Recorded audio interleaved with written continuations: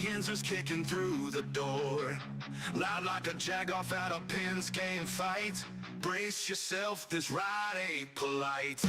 Dum Yinzers, loud and proud, heads in the clouds, voices in the crowd. Chaos brewing, they don't play nice. Hold on to your iron and grab your prime anti-slice.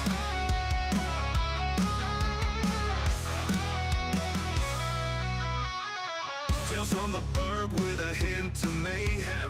Pierogi powered, nothing can constrain them. Knocking back stories like an icy cold brew. You never know what these two might spew. Dum Yinzers, loud and proud, heads in the clouds, voices in the crowd. Chaos brewing, they don't play nice. Hold on to your iron and grab your prime anti-slice.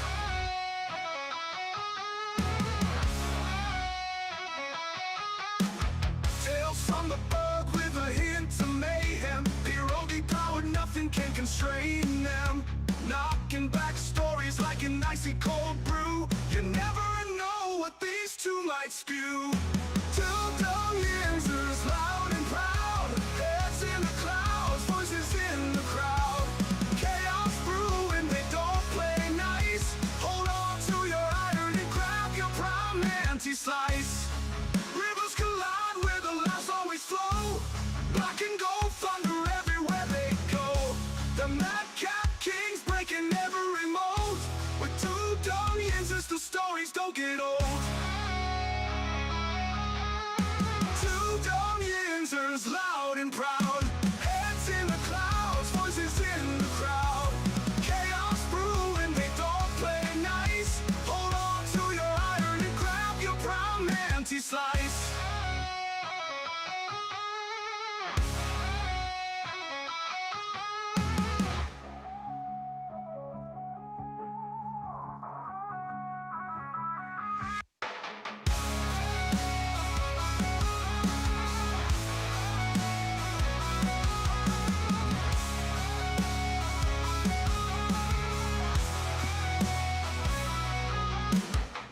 Hey y'all, what's going on today, everybody? Welcome back to the show. This is episode 938 of the Two Dum Yinzers.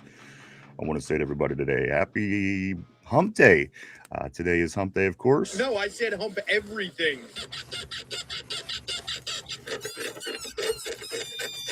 What? Too much. Glad to be back. I was just reading this article, Mike, before we got rolling.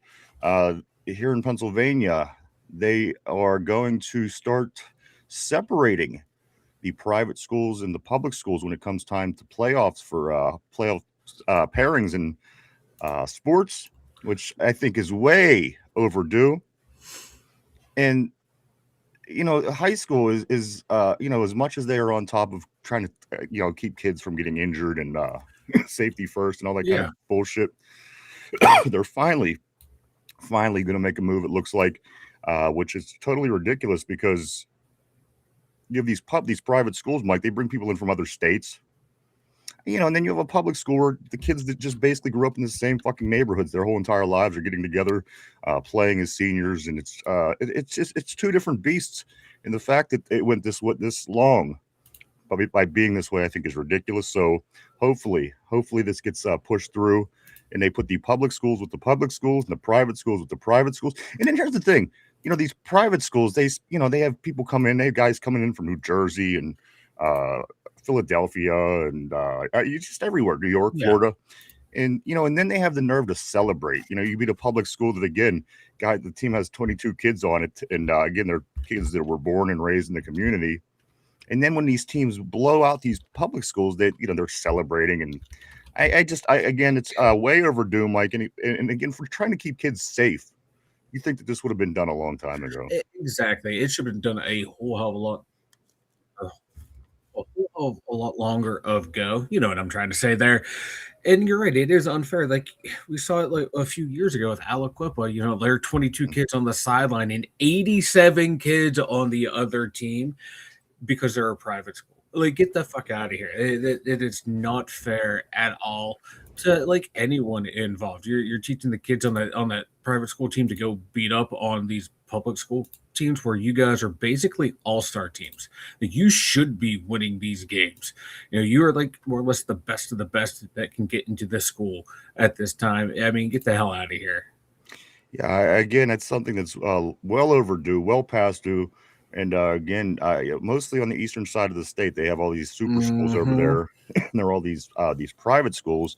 And again, kids could come from, and you can see the effect that it has, just in our community. Like the few teams that do have people come in from other places, they're always just head and shoulders better because you're building a team with best athletes that you could pull. And again, you're facing off against the best group of kids that are just in a community. I just again never thought it was fair. So hopefully this does get taken care of.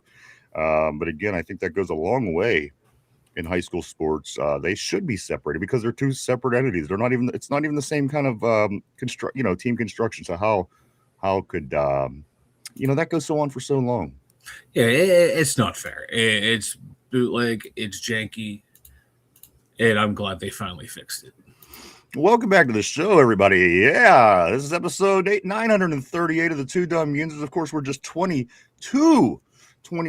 days away from the NFL draft. Najee Harris, Deuce Staley, if you will, Mike, 22 days away from the NFL draft. Unbelievable if you think about it, just 3 weeks from tomorrow. It's so close. I can taste it. I can taste it. Some other things, Mike, all three, we had a nice sweep yesterday, if you will. All three of our Pittsburgh clubs, they were in action yesterday. The Buccos, Mike, they tie up the series with the Redlegs. They win 8-3. They go on a home run hitting spree. Odell Cruz, who we complain about, Mike, because he's very Pedro Alvarez-like in a sense. At the end of the day, hits 2 home runs in the game yesterday to save face, and then also Brian Reynolds and Ryan O'Hearn hit back-to-back home runs earlier in the game. So Pirates even up that series, Mike, the rubber match today at 12:40. I think so, yeah. So here in about 10 minutes, that is kicking off. And then once they finish this up, Mike, they're off tomorrow. And then they come home to open up their home schedule against the Baltimore Orioles on Friday for a weekend series. So let's get this big win, Buccos, get back to 500. Yeah. And then we'll go from there and then start out our home series. And, so again, Paul Skeen's on the hill today. I think we have as good a chance as any to win. And Cincinnati, the Pirates 2 games out of first place in the division. Penguins also might get the big win yesterday. They beat the Red Wings 5-1. Puts them back ahead, keeps them ahead of the Islanders, of course, Mike, in the division, in the Metro Division. It is Carolina with 100 points, the Penguins with 92 points, and 89 points for the Islanders. So Penguins put themselves in a good position with winning these last 2 games, Mike, 2 games in a row, 2 days in a row. Their record of 38, 21, and 16. They've scored 13 goals in the last 2 games. Penguins starting to hit the stride at the right time, Mike, and that's what you got to do. You have to get ready to play your best hockey, football, baseball, basketball, whatever the case may be, getting ready to head into the playoffs. And it looks like with 8 games left, the Penguins are kind of hitting their stride. So big wins, outscoring again 13 goals they scored over the weekend. Yeah, and they're looking good. Anthony Mantha scored his 30th goal. That's the best season of his NHL career. Ratio, excuse me. Dubas picked him up for the cheap. There was like 3 or 4 guys he added to the lineup, either through free agency or the draft. A combined total of like 79 goals for like a grand total of like just under like around $4 to $7 million on. That's all it costs to get those goals. Great GMs find ways to get it done. I'm loving to see this here. Crosby needs 3 more points in the last however many games to have another point per game average. It's going to continue his career streak of every year of a point per game, the longest in NHL history. A lot of things going right now for the Penguins, man. It's feeling like a year for them to not make a cup run, but do a little damage in the playoffs. I'm loving this feeling now about the Penguins. Again, Mike, all 3 of these teams certainly have a feel that they could do something, I really think, this year and get some playoff wins. Victories is the big goal. Hopefully somebody in Pittsburgh could get out of the first round. Everybody looking good so far at this point. Penguins back in action tomorrow night as they travel to Florida to play Tampa Bay. That's a 7 o'clock start tomorrow night. Mike, the other football team in Pittsburgh, the Pittsburgh Riverhounds, they played the Virginia Dream in their U.S. Open round 2 game yesterday. The Riverhounds win, which completes the sweep for the day for our Pittsburgh squads. Mike, they win 2-0 in this game. They're back to their regular schedule on Saturday, where they travel to play Indy 11. But then after that, they will play the third round, Mike. At some point, once we get that information, they will have the third round in this U.S. Open tournament. Pittsburgh Riverhounds also looking good. They are looking good, and oh man, I'm hoping all 4 of our teams do well this year, because I'm looking for all that beautiful hair in your. You were looking for some hair to be taped onto mine. And here's the thing, you know, you're dealing with the balding problem at a pretty young age, and who's here to save your day? Who's here to save your life but your good buddy Ryan? I'm gonna fix everything for you. I'm like a genie. Just give him a rub, Mike, and I will put that hair up. Whoa! Well, I ain't giving nothing a rub, brother. I will put that hair right on top of your head, Mister, and you'll look you'll look as sprite as you always have. I'll look 20 years younger. You'll look 20 years younger. So you mean then I'll look like a newborn baby then? Also, Mike, in 31 days, the Pittsburgh Passion, of course, our women, they're back at it. Their big 6-game schedule, trying to get back at taking a loss last year a little earlier than they wanted to, get them back in give them an opportunity, to get back in it this year, make another run. They have 31 more days till that kicks off. And then also the Riveters, Mike, our female soccer team, they have also, they're going to be starting in May. So a lot of sports going on to get us through. But nonetheless, 22 days away is the NFL draft, and that's what everybody's excited about. A lot of excitement, everybody. Welcome to the show. Welcome back. Glad to see everybody today. Good morning, good afternoon, wherever you may be. Let's get to the board. Just Learning, of course, he was in first this morning. He says, first, LOL, great seeing you, Just Learning. Hope you're having a great day. It is hump day, of course. No, I said hump everything. What? Too much. And also, a lot of things to get into. We've getting scoop all the way up until the start of the show. The scoop that I'm seeing popping up here on the board. RB got a hold of me a little bit earlier and said that Denver, the $30 million that you're hearing about regarding Aaron Rodgers, apparently RB was saying that the Denver Broncos, that's what the Denver Broncos is offering Aaron Rodgers. So that's where this $30 million came from, apparently. A lot of people were speculating where did this number come from, being paid, 12, 13 million, whatever it was last year. And a big jump to 30 million again from RB, who's going to be on later on the show. He'll be in. Mike was saying that that's where that figure came from.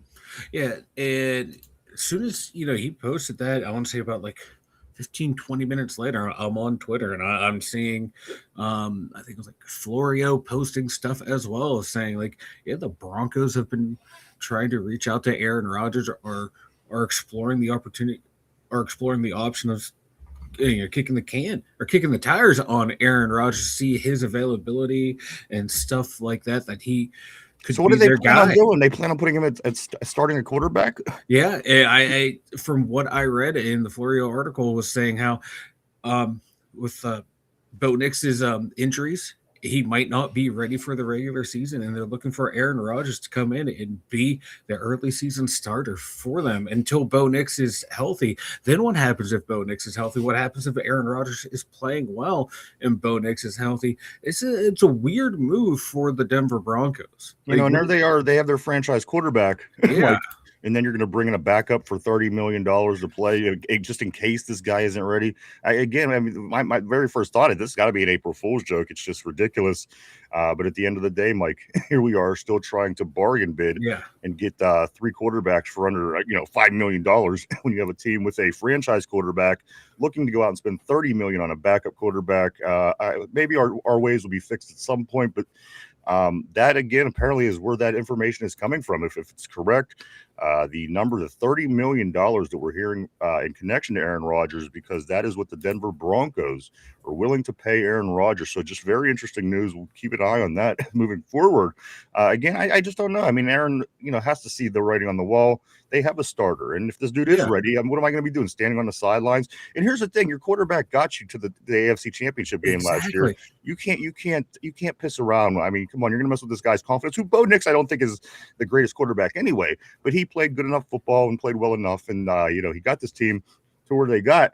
But at the end of the day, Mike, it's just very odd. I was expecting to get a big April Fool's at the end of the message, but there you go, $30 million apparently. It makes no sense for them to go after him. I don't get it. The only way I would do it, if you think Nix is going to be out the whole year, but that injury did not seem like it was going to cause him to be out that long or even miss half the season. It makes no sense to me, because now what do you do if Aaron Rodgers is playing well? You pull him, it's going to be a controversy out there. I'm not saying like Aaron's going to go boo-hoo into the media, but some of the players might be like, "Hey, man, we're rocking and rolling. Let's not rock the boat here. Let's keep the ship sailing the way it is. You don't want to change captain mid-course, shit like that." It's an interesting move by the Broncos if they do this, and if he goes there, I can see the Steelers going, "All right, fine, fuck it, we'll go get Kirk Cousins. It can't be any worse than what Aaron Rodgers did last year, or we'll go, hey, we'll run it with Will Howard and Mason, or we draft a rookie." It's probably any scenario the Steelers take. They've probably game planned all this shit out anyway, so it's just going to like, what option are we going to go to at this point? So it's just, for me, the one that doesn't make sense is the Broncos going for him. Yeah, I mean, maybe just to the fact that, they're not paying out a lot of money to their starting quarterback yet, just to where he's at in his career. Yeah. So maybe they could, they have the leisure of doing something like this. But at the end of the day, I'm going to be honest, Mike, I don't see it happening. I'd be very surprised if this does happen when it's all said and done. As I said, Aaron, I don't know Aaron. Again, just from what I picked up from him, he kind of seems like, he was happy. He had fun here. Big football town. He enjoyed the experience, and there was no real bad experiences for him. Yeah. But at the end of the day, that's what the scoop is right now. So a lot of things are being said about, of course, Will Howard, Mike McCarthy being pretty damn confident and giving him that opportunity. So whatever the case may be, we're still going to play football this fall, and maybe a blessing in disguise if something would happen and we wouldn't be available. Aaron Rodgers wouldn't be available for the Steelers. Who knows? It would allow us to grow, perhaps, ourselves instead of having that crutch. But, who knows?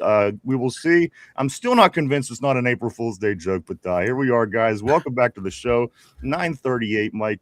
Just 62 shows away from the big 1,000. Lots of things going on for the two Dum Yinzers. RB will be in a little bit later today. All kind of stuff going on, Mike, as the Pittsburgh sports scene is definitely bumping. Let's go move forward on the board. I'm going to go right here to Corey. Don't drink that. He says, "Ayo." So I commented this on the wrong vid, LOL. But the back end of the YouTube studio is still having trouble processing views, impression, CTR percentage.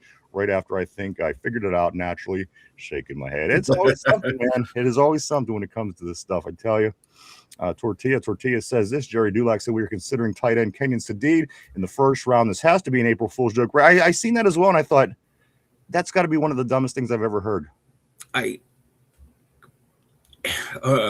There is a rumor, we got an inside source that's saying the Steelers snuck him in on a top 30 visit. He's not being our first round pick. I promise. Listen, I'll make it interesting with you. I will bet right now. I'll bet you money that Kenyon Shadid is not our first round pick. The only way I would see them doing him is if they say, "Hey, you're not going to be a tight end. You're going to go play wide receiver," because that's more or less what you did in college.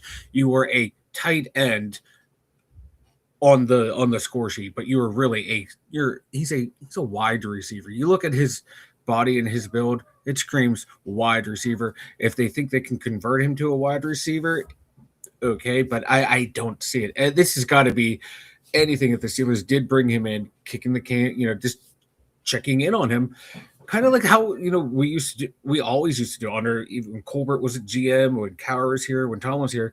you talk to these guys. So when 4 or 5 years down the line, if they hit free agency and they're available, you have a little bit of a familiarity with them. So I think it might be one of those long-term type. We're going to talk to this guy and see what happens if he ever becomes available. We already have a connection made. Yeah. So again, oh God, if he's the first pick, I might freak the fuck out. There's no possible way. There's literally, Mike, there's literally no possible way. Again, I'd be willing to go heavy if you wanted to make it interesting. Exactly. That is what we would all be screaming if that's our first round pick. Because at the end of the day, for one, you don't need tight end. Okay, you need eventually a little bit of depth, but at the end of the day, these other positions are dire needs. So again, for Jerry to say that, again, all the news today seems very April Foolish. I know. I'm just saying. It seems April Foolish, but like some of this stuff is like you can see. Okay, I can see why the Steelers would talk to this guy. He's a freak athlete, can play wide receiver if we want a big body to play wide receiver. Boom. It is April Foolish because here's the thing. I mean, even if it goes the way that you explained it, just kind of building a relationship for down the road. Nobody sees it that way, unless you talk to somebody who's breaking it down. People are going to automatically start saying, "Hey, we're going for a tight end in the first round." Yeah. I mean, most people that don't look into it at that depth, especially on April 1st. You're in the 4th month of the year. Matter of fact, like through the first quarter of the year is complete, which is pretty unbelievable. But at the end of the day, without context, people will talk about this like it's the biggest news. And at the end of the day, the writing's on the wall. There's no possible way the Steelers grab a tight end with their number 1 pick. There's no way. No. Like the only way we should be even looking at a tight end is, like later in the draft, in the way late rounds for like with the one tight end out of Michigan and the other one out of Indiana. Like see if they can convert to fullback, like the guys that like Chop, RB, and I think Somber were talking about. That's the only time we should be drafting a tight end. Let's go up on the board. Kenneth Jones, what's up? And I do want to say Tortilla, what up, my man, all the way from Sacramento. Kenneth Jones, my man, also. He says, what's up, guys? What's up, Kenneth? Always great seeing your brother on the terrible board. My man, TC, my neighbor. And I was just telling Mike at the top of the show, I don't know if you caught it, TC, the high school's finally fixing their problems here in PA. Looks like they're going to start meeting to figure out a way to separate public and private schools when it comes to the postseason and all the high school sports, which I think is fantastic. I don't think it's fair at all to have the two, but TC, certainly Aliquip will be affected by this in good ways, but great to see TC on the board. TC says, afternoon, gentlemen. Great seeing you, TC. Hope everything is going good for you. Then Derpy comes in and he wants to play April Fool's jokes. Derpy says, breaking news, Paul Skeens out for the season. He's so jealous. Derpy is so jealous of Paul Skeens because he gets into his baseball up there with the Cleveland Guardians, and he always got a bad mouth Paul Skeens. It's like Cleveland fans talking shit on the Steelers. You know what I mean? It's that. Yeah, that's Derpy. It's that little brother syndrome, and he always just has to, he has to take his shot. He knows that, you don't have a Paul Skeens, but he still takes his shots. But there you go, April Fools. Thanks, Derpy. Sash, what's up? I want to say welcome back to Sash. Great seeing you on the terrible board. Sash says this: the Broncos are not making a play for Rodgers. Benjamin Albright already debunked it. There you go. April Fools. April Fools. Great to see you, Sash. Always great to see you on the terrible board. Hope things are going good for you. Do like LOL. Somber says JPJ's the GOAT. My man Ty in the house. Always great seeing Tyrone in the house, brother. Hope things are going good for you on this hump day. No, I said hump everything.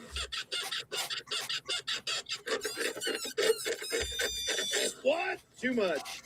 Derpy comes along and says, fellas, I don't know if you knew this, but we're going to the moon tonight. NASA's launching the Artemis 2 around 6:24 if anyone cares, and I don't. As a matter of fact, I'm not being a dick. I just don't care. I don't believe NASA. Listen, I'm not going to consider and dispute what's real and what isn't. I'm just going to say I don't believe them generally. So I don't care. But Tortilla says, sending Derpy to the moon. Sending Derpy to the moon. We could all only be so lucky. Somber says this: listening to Dulac is like listening to Jack Sperry. Derpy says, send your opinions to the moon, Tortilla. RB, my man, he'll be here shortly. RB says this: Tortilla, Jackson Sadid isn't just a tight end. Sadid is the ultimate offensive weapon. Watch us end up picking him in the first round. and you're gonna be like, "No, we betted." I'm like, "No, you didn't bet me." No, dude, I don't want him. I don't want him. All right. I want a real receiver. I was just thinking out ways and why they would bring him in for a visit as to how to use him, but I don't want him. I think he's more of a workout warrior than he's going to translate to the NFL. Let's go right here to Tortilla. He says this. I know. I just seen everyone running with it this morning. It's pissing me off. I'm gonna pull a derpy. I hate everything. In 3, 2, 1. I hate everything. I hate everything. I hate everything, and it's not queued up. I don't know why. Nothing ever works for me. There we go. There it is. Sorry, dude. It took forever. Tortilla says Muth is going to lose his snaps again if we. And that's true. He sure will, especially if it's a tight end of this caliber or an offensive weapon. This caliber, as RB is saying. Muth will definitely be involved in that again, which would make me think that there might not be much left. And I don't know what his contract looks like, but if he gets pushed down the ladder again, like say something like this happens, that can't make the football player in Pat Freiermuth happy. No, because he just signed the contract extension last year. He's signed through 2029, excuse me. So yeah, he won't be happy if they draft the tight end. The only way, like, if you would draft this guy is like, okay, we're making the commitment of Mount Washington. I think, like, I was talking to RB, was like, you're moving Mount Washington to tackle. Yeah, sooner than later in his career. That would be the only way you draft Sadiq in the first round. You know, and he's such a weapon at the tight end. And again, I understand what you guys are saying. The money's a lot better for tackles, blah, blah, blah, blah, blah, blah, blah. But at the end of the day, he's such a weapon. I don't want to lose that. Yeah. I come on. Listen, if you have a guy that people literally bounce off of him when he's running down the field, that is a guy that you don't take the ball out of their hands. And again, if that would happen, Mike, yes, it would solve something on the offensive line. But at the end of the day, it would be the total misuse of Darnell Washington, in my opinion. I thought the beginning of his career was kind of shitty. They brought him along really slow. Again, a guy with natural size at least has that. And again, people bounce off him. How many people in the league literally have a guy that people bounce off because he's so big and strong?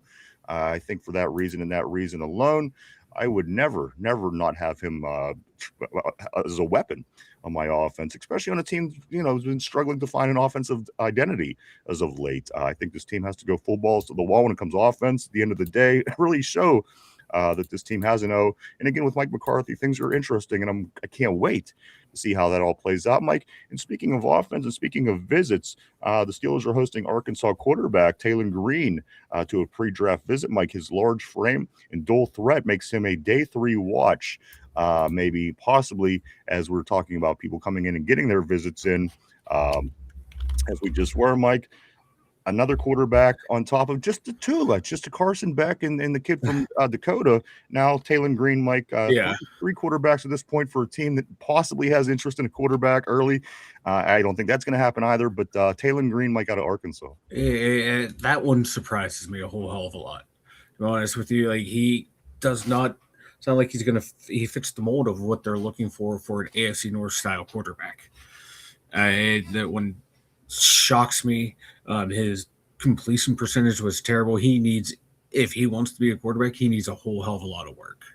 And I don't get it. You're just singing the praises of Will Howard 2 days ago, and now we're still bringing in and looking at quarterbacks. I understand doing due diligence, but yeah, I mean, that's business. Yeah, but I don't see any of these guys in this class being head and shoulders above Will Howard, where you go and get them, and you're splitting time trying to develop both of them.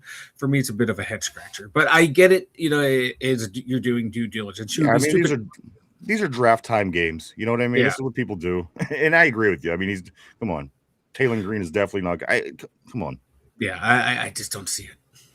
Let's do Scoot. Also, I do want to say this, Mike, early enough in the show. I do want to say that a couple of former Steelers are and could also be heading to the Detroit Lions. Mike, former Steelers safety Chuck Clark, if you were wondering what's going on with him, he is on his way to the Detroit Lions.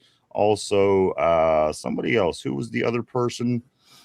Loudermilk, Mike. He has a visit with the had a Detroit Lion visit yesterday. So a couple former Steelers could be on their way. Of course, Chuck Clark is already going.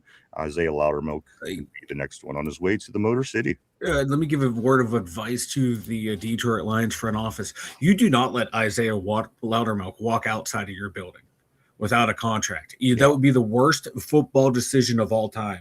And that'd be like up there with forcing Barry Sanders to retire. You want to keep this guy.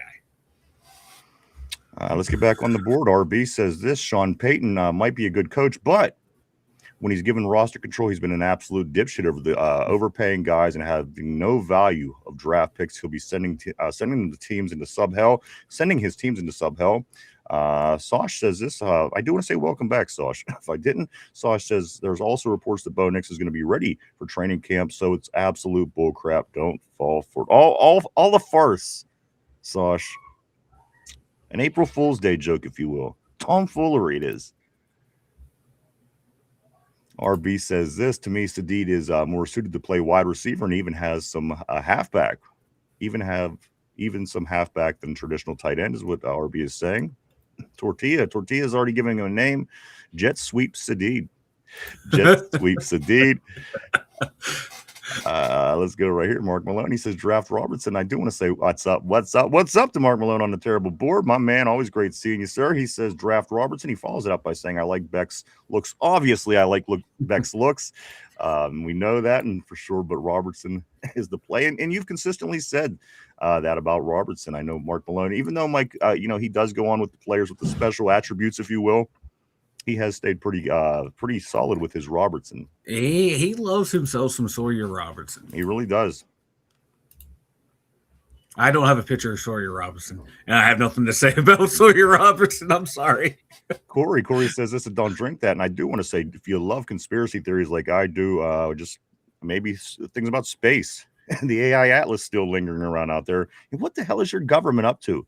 Go check out Corey Beavers at Don't Drink That podcast right here on YouTube, guys. He has ample material if you're into conspiracy theories and things as such. Go check out Don't Drink That right here on YouTube. Corey does a great job. And again, there's a loads.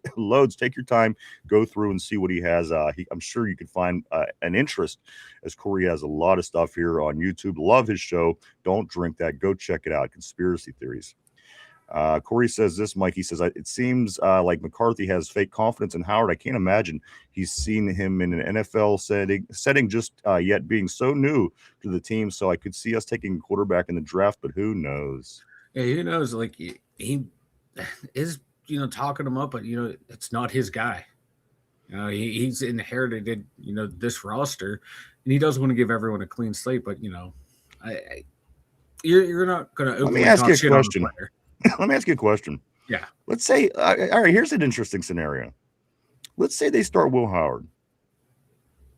Let's say this team has a freakish run and wins the Super Bowl. Can Mike McCarthy ever have credit, or is that always going to be Mike Tomlin's quarterback? Be Mike Tomlin's quarterback. Right? It'll be the same thing. It wouldn't be any different than Ben. Yeah. And if he ends up becoming the franchise quarterback, the face, you're always going to have to say that's Mike Tomlin's quarterback, as you did with Ben and Cowher. I don't see how it could be any different. It couldn't be, no.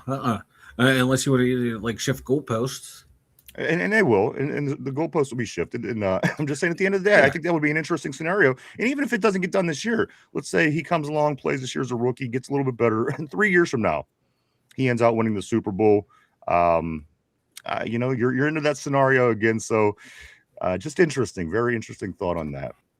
Let's move ahead on the terrible board. Let's go right here to, and I agree with you. Don't drink that, Corey. Nobody knows. But who knows at this point? Because I do think that they could pick a quarterback in later rounds. They have 100 picks, for crying out loud. So it wouldn't surprise me if they did end up grabbing a quarterback somewhere in the draft, but nowhere near as what some of the speculation is. 21 on a Ty Simpson, anything like this, I think is out of the question for a number of reasons. For one, you already have a project quarterback. For two, you have bigger needs. For three, there's literally, you could keep on going on why the Steelers are not going to take an early quarterback unless, as you're saying, Mike, unless Mike McCarthy wants to come in and establish his, himself and say, you know what, I want my quarterback and we're going to roll my way. But I could very easily see Mike McCarthy taking Will Howard under his wing and saying, let's, if this is the guy, if he could get it done, if I feel that he could do it, it will be good. But again, under any other circumstances, Mike, except maybe a late round quarterback pick, Yeah.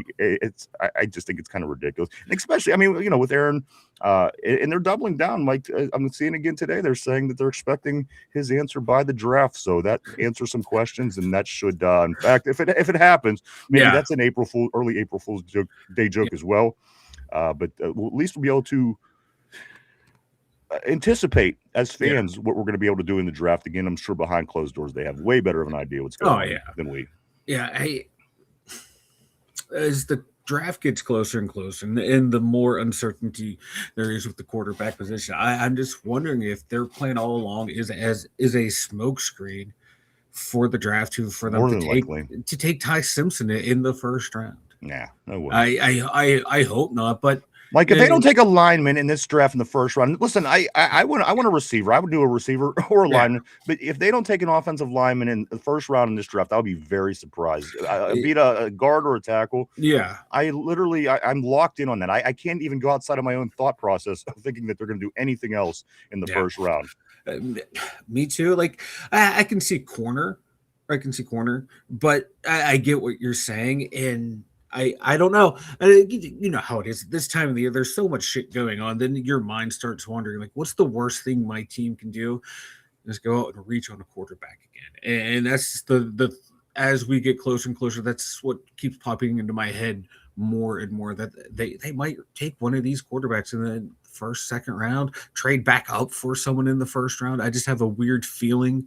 I don't know. It might just be the draft fever taking over, the delirium kicking in, but I just had that feeling, man. The quarterback situation is unsettled, and that's why the only reason I wish we knew about what was going on with Rodgers, so like just as a fan and as a commentator, I can focus in on like what actually 100% this is what I think they're going to do in the draft, instead of having to go, oh well, they don't have a quarterback, so we can do this and this.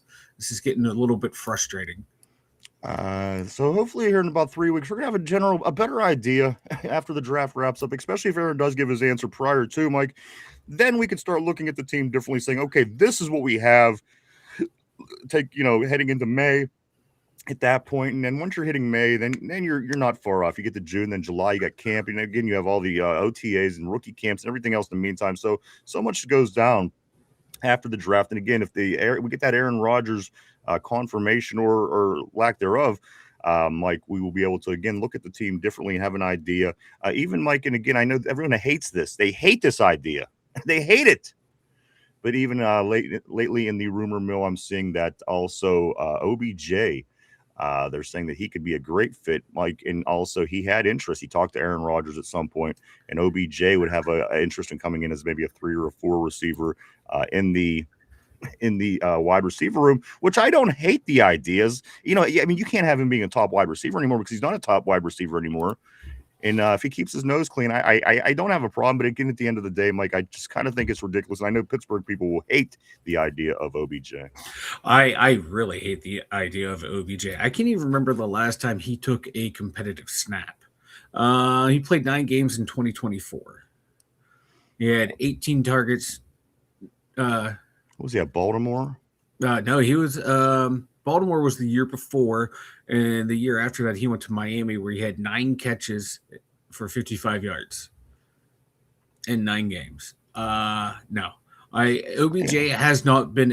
I make him my 5 or 6 receiver if he was on my team. I mean, it wasn't. He's again. It would be ridiculous to think he's going to come in and be a big part. But again, if you're trying to assemble your wide receiver room and you have an empty space at the end of the day, I could justify having him on the team. But at the end of the day, Mike, it would be low on the totem pole. Like I wouldn't even bring him in for like a camp body tryout. Right. I wouldn't. I'd rather roll the dice on Stephon Diggs. At least he was productive last year. Diggs, I mean, I'd be happy with that too. But again, he falls in that category, I think, as OBJ. Still a little bit closer to his prime, I think, than OBJ. But at the end of the day, a lot of crazy talk, in my opinion. But it's a new coaching staff. Who knows what the GMs and the coaches are going to come up with, Mike. It is different, so I would expect differences moving forward. Yeah. Different things. Let's go right here to RB. He says, I know it's hard to get used to, but Tallman has gone, homie. Everything isn't going to be black and white 1970s stuff, and the jet sweep is probably gone for the most part. Just trying to find back what that was referring to. Let's do scoot up here a little bit. I'm going to go to Somber. Somber says, snuck him in. RB follows up his message with this, saying, Somber, what's funny about that? It's not mandatory to report visits to the public. Other teams sneak guys in to keep the info out of the public. Corn says, Aaron Rodgers is a washed-up crybaby, coming from somebody whose handle is Corn. Speaking of washed up, haven't heard anything they've done in quite some time, but thank you. Always great seeing you, Corn 1999.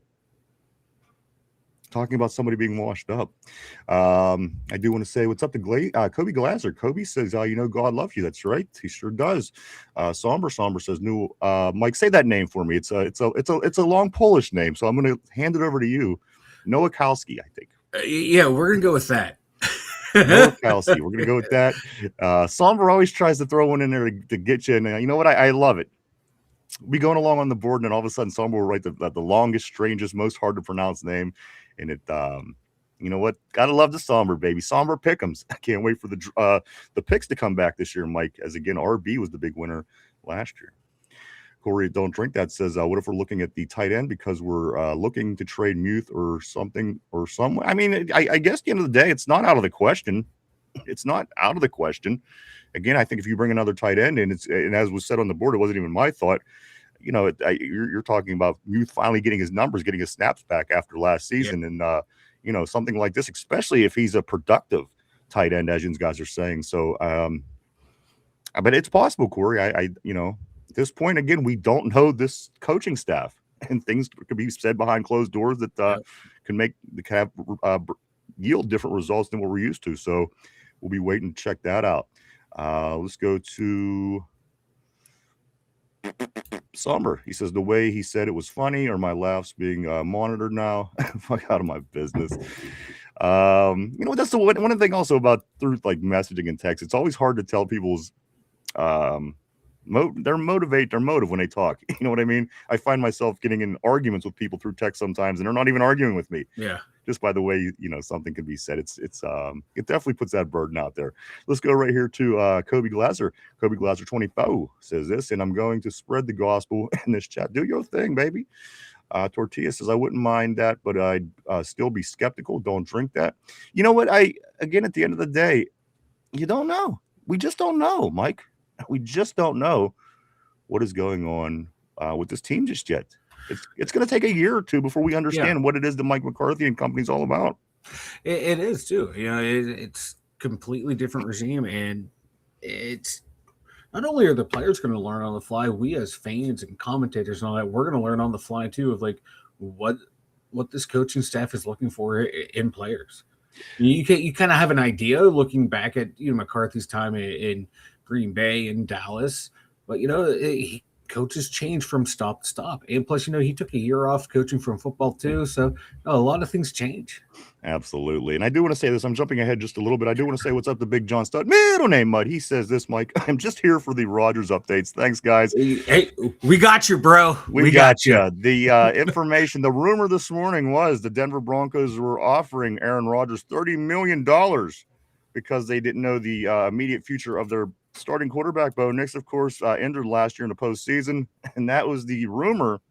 We're finding out that it was just what was it? It was not true, Mike. Correct? Or is true? What did we find out?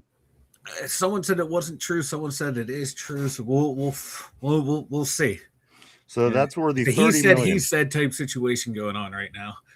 If you're wondering where that $30 million came from, that figure, that is the connection right now.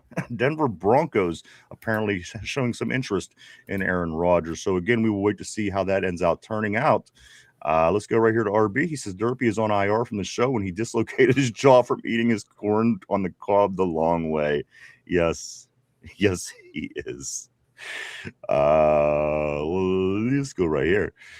Ty, y'all played good yesterday. See y'all today. Yeah, it's the rubber match, Ty. Big game, baby. We got Paul Skeens on the hill today. It's gonna be a good one. It's gonna be tough. Oh no, Cruz 2 Jacks. Brian Reynolds, O'Hearn, back-to-back jacks. And then we come home. We're getting ready to open our home schedule. Let's go right here. RB says, lay off the kids. Lay off the kids. Also, RB says, roids, getting all mad about questions. Okay, we got maybe a little going on the board, Mike. Maybe a little bit should get this. As they get ready to go, RB and Selmer on the board back and forth a little bit. Let's move forward. Right here to say, Corey says this. NASA actually means to deceive anyway. It also stands for not a space associate, LOL. Let's go right here to Kobe Glazer, 24. He says, God sent his only son to die. And the prayer, go ahead and read that if you'd like. Tortilla says, roids make me funny. Roids make me funny, though. Screw roids. I want to see Tortilla Jackson on acid or on shrooms. This is what I really want to see. Yeah, I want to get high with a tortilla. Me too. Mark Malone says Jack Spermy is a fucking annoying. TC says at RB, what do you mean by 1970 shit? Were you born then, or are you just taking a shot at Tomlin? And you know what? I don't think he was really taking a shot. I know what you're referring back to. I think that was just the way that he was trying to explain what he was saying. But I do want to say, my man TC on the board. Always great seeing TC. Little off-season love. Getting ready for this draft, TC. Going just 22 days away. Junior high. That was my football number, 22. Let's go right here to Mark Malone. Or no, I'm sorry. Let's go to Ty. Ty says, I hate Jack Sperry and Deke. Mark Malone, yeah, the Deke Ducker is annoying too. Mark Malone says, sucker. Tortilla says this, Jack Sperry doesn't drink alcohol, and every time he talks Steelers, I think he's drunk. Let's go right here to TC. People need to move past Tomlin. Why do people keep talking about him? He's gone. Let the man live his life. He's living rent-free in everyone's head.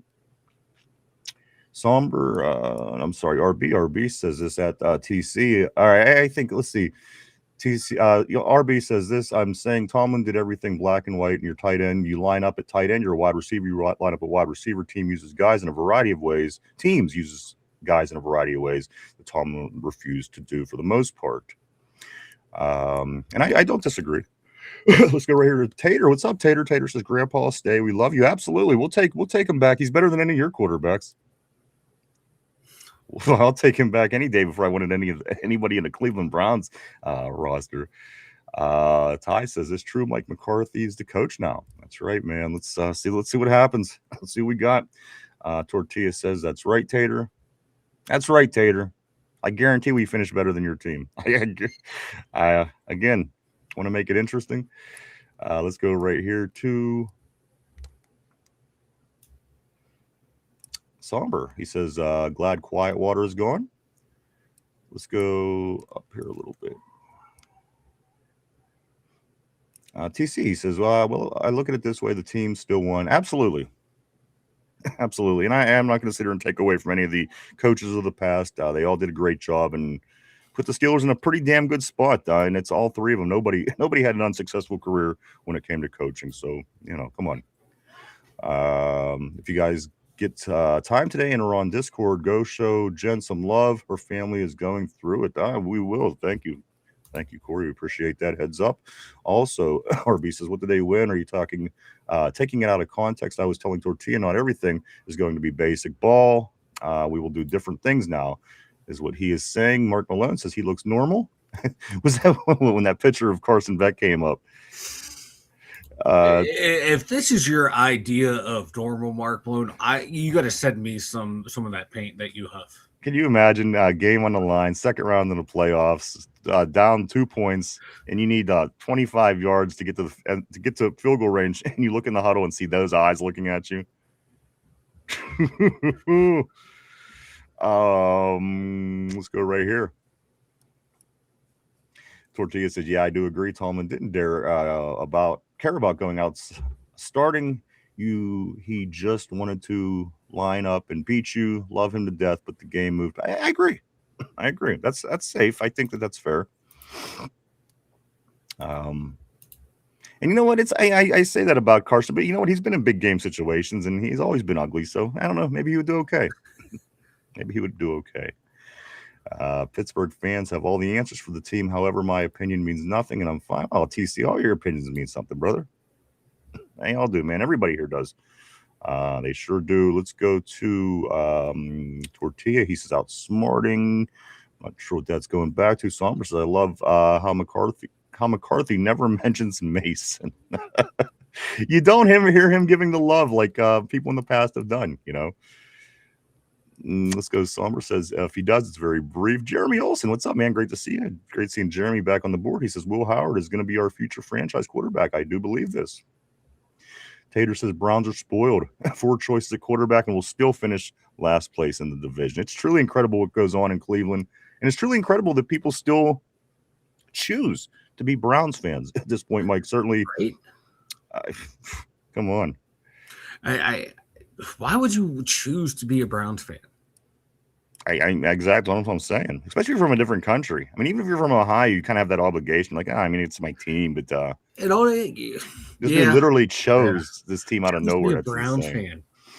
Let's go right here to Tater Mark Malone. Didn't Cowher win a Super Bowl with Ben? He did. He sure did. Super Bowl 40 in Detroit. Let's go right here to Tyrone. He says, yeah, Mark Cowher and Tomlin both got the ring. Absolutely. I mean, the rest is picking. The rest is splitting splitting hairs. Because again, at the end of the day, let's put the playoff records up against Chuck Noll. You know, so again, if you're gonna pick your battle and say, okay, well, Tomlin was better at this and Collar, I mean, come on. I mean, that's just that's inner fan banter at the end of the day. Because again, they all did exceptional work. They all have great records overall. And again, through the 3 of them, they managed to get more Super Bowls than any team in the history of the NFL. So. Again, I think that people are just getting bored with off-season, Mike, and maybe the Pirates just aren't fulfilling it for them. And I think people just kind of at this point just find things to get at each other about. And and at the end of the day, I think the Tomlin and Cowher thing is probably going to go on for a while, but at some point it's got to stop. Who cares? You know what I mean? You would think. You would think it would stop. Like who cares? Right? Like I mean, they're both gone. They both put up numbers, and at the end of the day, neither one of them were unsuccessful. I mean, you're talking playoffs, but again, in the big picture, 3 coaches for over 50 years, 60 years, whatever it's been. That's a pretty incredible, pretty good run. They all had their ups and downs. I think Cowher and Tomlin probably stayed, or not Cowher, excuse me, Nolan and Tomlin probably stayed a few years longer than they both should have. But in the end, neither of them staying that long really, it didn't destroy the franchise. Let's go to right here. PC says this: when Tomlin stepped away, I was okay with that. I'm not here to torch the man. Absolutely, and that's all 3 of these freaking coaches. Let's hope number 4 can do halfway as good as the first 3 did. I just don't get any sense of bad mouthing any of the guys from the past, especially at this point because it was touchy. You know what I mean? Back when Tomlin was in here, it was touchy for people. People that really liked him. And people that didn't, they didn't. So again, at the end of the day, I mean, if that's what we're going to choose to fight with one another about, it's kind of crazy to me. I think that we could be better than that. Tater says this. Tater says Cowher, the Browns reject. Yeah, Cowher, the Super Bowl winning champion. Right. Thank you. We'll take them. Thank you. We'll take all your rejects. All the rejects, and they keep all the people that do nothing but lose. So yeah. Ty says, love Tomlin for everything he did, bringing us a bowl-in appearance. It was just time to get. And I agree. That's what I'm saying. I think that's honestly the way I feel. I'll be right back. Let me read that one more time. Love Tomlin for everything he did, bringing us a Super Bowl and an appearance. It was just time the game passed him. I mean, 20 years is a long time, especially to be a coach in any sport.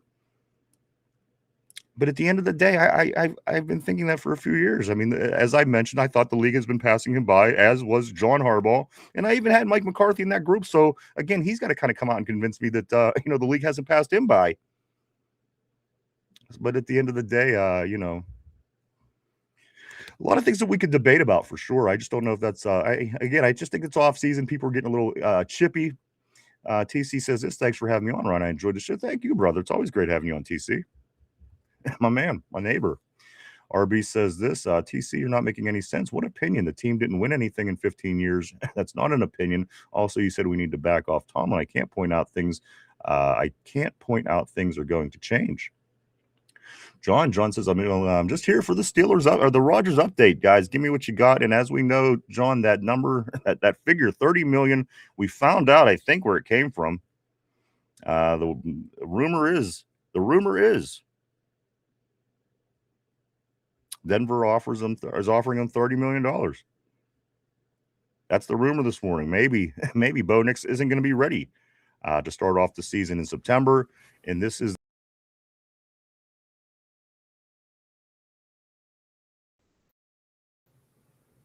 their backup plan. This is what they're saying. The calls, but John, that is the scoop on Aaron that we have right now. Let's move along here. Corey says this, and don't drink that. I'll be pissed off if we take a lineman that's not a left tackle in the first round or draft a left tackle and move him around and play him out of position. That can't happen. Mike, again, these were things that were going on under the old staff. It just makes you wonder if it's going to be the case. Of course, you and RB's talking about the tight end who could play wide receiver and could play running back and could sell popcorn all at the same time. But then on the other hand, we're sitting here saying, well, I want guys to play in their position. I don't want the last coaching staff played people out of their position. They moved them around so much. Maybe why we wasn't quite as successful. Perhaps we don't know. But again, Mike, I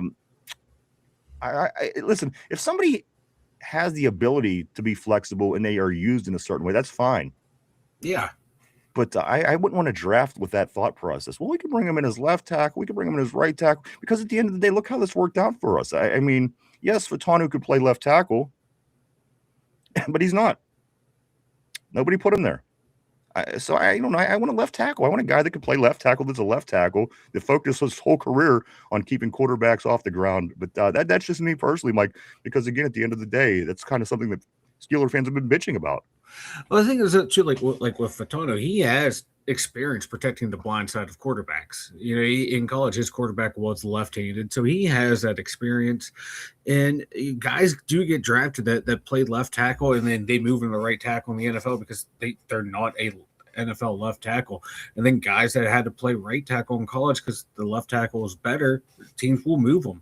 Teams will move tackles to guards. They'll move guards to center. So it's not a foreign concept. It's just you have to have the right player to do it. They have to have the ability to do it. And the Steelers were hoping Roger Jones had that ability to do it. And he found out, no, he did not have the ability to play on the right side because apparently he couldn't tie his shoes when we put him there.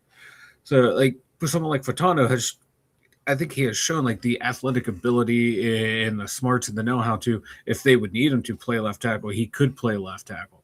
And if we don't get a tackle in the first round, I'm okay with it. Get a guard in the first round. You can get a tackle later in the draft, and if you want to, like we just said, move Fatano, you can.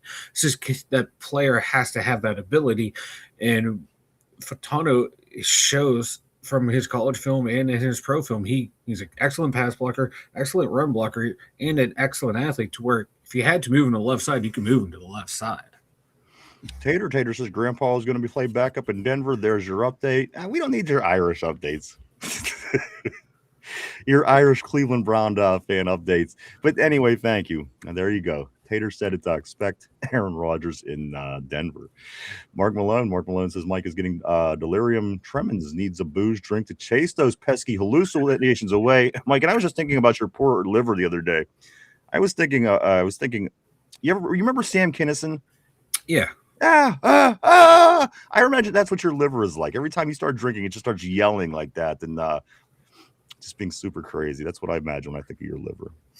It's probably doing that right now because I'm drinking water. It's like, oh my God, what the hell is this? No. I love him. I love Sam Kinison. Let's go right here to where are we at? We're gonna go right here. Tortilla says Tater Watson is going to be your star. Talk all the trash you want, Tater. You got Deshaun Watson as your quarterback this year, brother.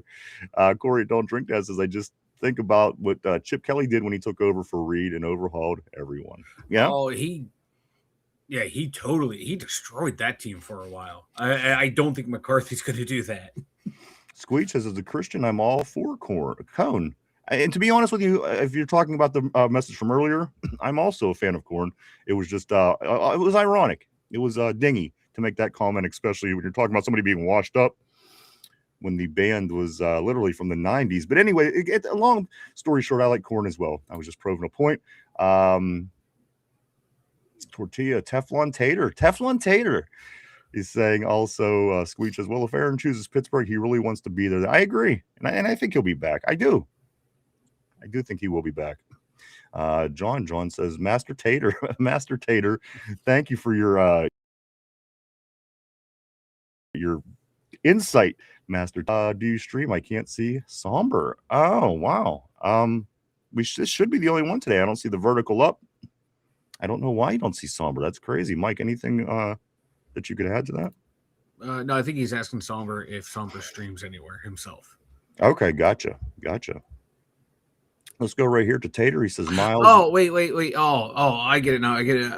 We have the vertical stream and the horizontal stream, and I have the main feed over on the horizontal or on the vertical stream. If you're over there, is the vertical stream still up even? Yeah, it's running every day. Why isn't it up? Some days it isn't, because some days it doesn't come up at the end of the day, and then other days it's not. Like right now, it's not on my screen, so I don't. It was up and running. Here, let me take a look. I'll tell you if it's on right now. Let's go right here. That's not it. I'm looking at it live and income. Yeah, I understand that, but what I'm telling you, some days it doesn't come up. And okay. Yeah, that's all. I don't know. I see it as well. So whatever. I don't see it on my big screen, which is why it's different to me. But I'm just going to assume that you know what you're doing and move forward. Let's go right here to Tater Tot. Says Miles be licking his lips. Yeah, because our rookie that never played a single game kept him off of Aaron Rodgers last year. So I can understand how Miles is so confident. Somber says this, not really a back and forth. People need to mind their own business unless they are added. Let's go move forward to RB. RB says this. Keyboard Francis Naganu laughed my ass off. My bad, champ. Didn't know I was about to catch them keys for asking a question. Sash says this. Oh, I wasn't on the main feed. Maybe that's what it was. Maybe you were on the vertical feed. Somber says, moving on. Let's go right here to Aaron J. There it is, Mike. Here on this very day, on this hump day, if you will. There it is, Aaron J. Here we go, Steelers with the Rockets, Mike. My week is made already. Oh, yeah, it is. After getting that message, Steeler Freak says this. Watson plans to sue the Browns if he doesn't get a shot. Come on, your quarterback is planning to sue your team if he doesn't get a shot for playing. Meanwhile, the guy that's probably going to be playing was an all-pro who had a terrible record. They got, come on. You got any room to talk about anybody in Cleveland? Come on. That's crazy talk. The Browns. Your quarterback got the Hall of Fame in college, and he didn't have a winning record one of the seasons. And unbelievable. It's unbelievable what's going on. You're going to have a three-way quarterback competition between Deshaun Watson, Dylan Gabriel, and Shedeur Sanders. That is the worst three-way I've ever heard of in my life. Yeah, wouldn't want to be the lucky Pierre in that one. I got to tell you that. I've heard you say that before, and it always makes me fucking laugh. What's up, Cody? Always great seeing. He says, "What up, boys? Always great seeing Cody on the terrible board." Oh, you mentioned a lucky Pierre, and all of a sudden Cody shows up. Sash says, "This Somber, you are a regular Jack Sperry viewer. Why the hate all of a sudden? Haha." Somber says F and cap. Let's go right here to Don't Drink That. Corey says it's if that's Beck's regular face, then I'm scared to see crazy eyes. I imagine his eyes when he gets crazy eyes, Mike. Crazy eyes. He ends up looking like his pappy. Those are his eyes right there. You get those eyes out there. There it is, Corey. That's Carson Beck's game face right there. That's the one that's going to win him. That won him national championships. That's by God going to win us our 7 Super Bowl, boys. There's what his crazy eyes look like, Corey. And when he goes goblin mode, this is what he looks like. That's when he loses. I was going to say that's when he's gobbling on them titties. That's what he looked like after the game, the national championship this year. Miami got beat by Indiana. I do want to say what's up to Ivan. Welcome to the show, Ivan YT12. Welcome to the show. Welcome to the terrible board. Glad to have you. Ty says that's cap. I'll have my ass off. Mark Malone says no. Sawyer Robinson looks normal. LOL. Tortilla says damn. Everyone dissing Somber. Yeah, I don't know what's going on. I seen a little bit of that as well. I don't. I didn't catch what's going on. Tater says DW still better than yeah, probably not. See, that's what I'm saying. Tater just says stupid things like that. Like, it has no nothing. The guy hasn't played football in 5 years. He's what a weirdo. Let me move forward here. Steelers freak John. John says Chris Carter talks like an auctioneer lawyer combo. He's a ball washer also. He has that lisp too. Chris Carter does too. So it's like he has a lot going on. Let's go right here to Sosh. Sosh says rumors say Somber ordered a Steelers talk by Chat Sports shirt yesterday. Let's go right here to Tater. Tater says, someone leave Somber alone. The guy's special. Even Tater's getting in on Somber. What's going on? What the hell? Man, poor Somber. At least that Britney Spears, that meme, leave Britney alone. It's funny because no one wants to be the guy that's being picked on by the retarded guy. You know what I mean? Like when you're picked on by a group of guys and there's the retarded kids actually in on it that's picking on you too. That's what's going on. I don't know why. I don't know what Somber did to warrant this. It's let's go right here. He says this. Somber finishes it up by, or I'm sorry, Tortilla. Tortilla says, rumor is your mom is hot. Somber says, nah, I know him from the Steelers Discord, LOL. Steeler Freak says this, Alan Saunders is on the shit list too. Sosh says, yes, Somber and I are cool. Don't worry about it. It's all good, brother. I'm glad to see you back, Sosh. Somber says, Tater Tard, don't start. Don't even start your shit. Tortillas is my fault. That's sad. Let's go up here to Steeler Freak John. True, the NFL left Tomlin behind. Art allowed it, if not enabled it. Plus, Art is still making the calls. Steeler Freak says this: Rooney hiring Mike McCarthy said it all to me, is what John is saying. Sosh says this at Steeler Freak 1964. Nick Farbaugh is goated. Tyrone says, Tater, I got in an argument with a Browns fan yesterday saying JPJ ain't top 5 DB in the game. Right now, I laughed so hard. Y'all say the stupidest shit. 24. You know what? There you go. That's Browns fans. That is Browns fans. They're delusional. And that's being nice. I was going to say that's being very, very, very nice to them. Yeah, I don't get. I don't get the delusion by Browns fans sometimes, but that's what makes them Browns fans. That's what makes them special. John says this: Rodgers and his AI wife can go pound salt. Sosh says I wouldn't say JPJ is top 5 DB in the league, but top 10 for sure. Sosh is saying to that. Ty also. Ty says who's better? Tyrone says Surtain, Stingley, and then who? Sosh says Gonzalez. I mean, JPJ's numbers were a little bit better than Gonzalez last year. So I think, you're going to put them two pretty much on the same level, in my opinion. Mark Malone says Dunker will be a beast of a guard. Dunker. We talking about Dunker? We got to talk about that flow. Look at that. Look at that mane. Sash says McDuffie. Tortilla says Tater drinks milk and Jameson. Oh. Let's go right here to Sash. He might be 5th. He might be 5th, Sash is saying. He's compromising, Ty. Ty says, 5th. Please, right, same class, draft class, JPJ better stats. Yeah, absolutely. I mean, if you talk about Gonzalez, you got to talk about JPJ. Sash says this. He says, don't get blinded by stats. Sash also says, I also think Witherspoon. Witherspoon is damn good as well. But stats are, that's the numbers that they produce. So you got to be able to use them.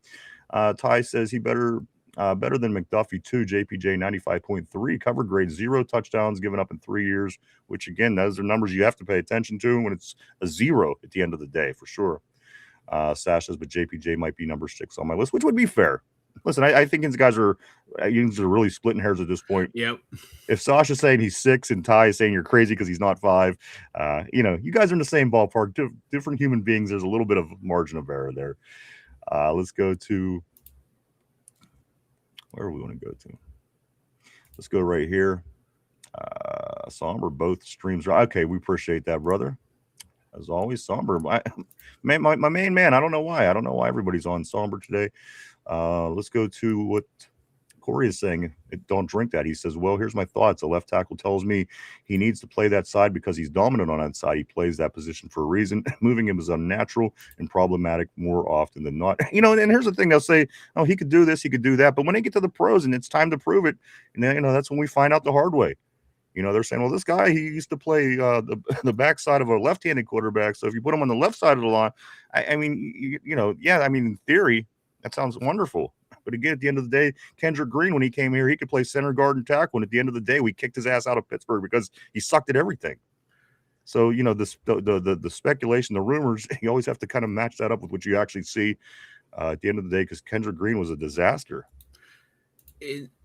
Looking at it, though, in the draft for like a guy who actually played just the left side of I the mean, I line. understand what you're saying. There's no guarantees. There's like the top 3 tackles, none of them actually played. The only one who played left tackle was Monroe Freeling, and he's the only one. Everyone else played a lot of right tackle.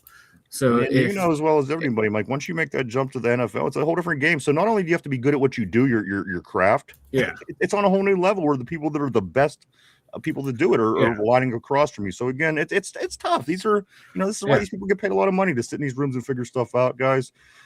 Go ahead and finish your thought, Mike. Oh, no, you're good. I forgot what I was going to say, actually. John, I was agreeing with you, and I was like, oh, wait, I had a counterpoint then. I like what you said. John says this: I have to get a liver biopsy due to booze. I will ask the folks to film it and say, please do that. I would like that, John. If you could send a video or however they do that, I don't know, because I like to sit down with Mike with one of the weeks during his counseling and show him that. Mark Malone, he says the vert has been showing up for me every day. For the most part, it is up every day. But if you go back, you could see that there's days that it misses as well. There's days where like YouTube just stops it for some odd reason. Yeah, I don't know why it does that, but that is what happens. Thank you, though, Mark, for that. Cody, what up, boys? What up, Code Dog, my man? Corey says, get Watson a massage. You'll be fine.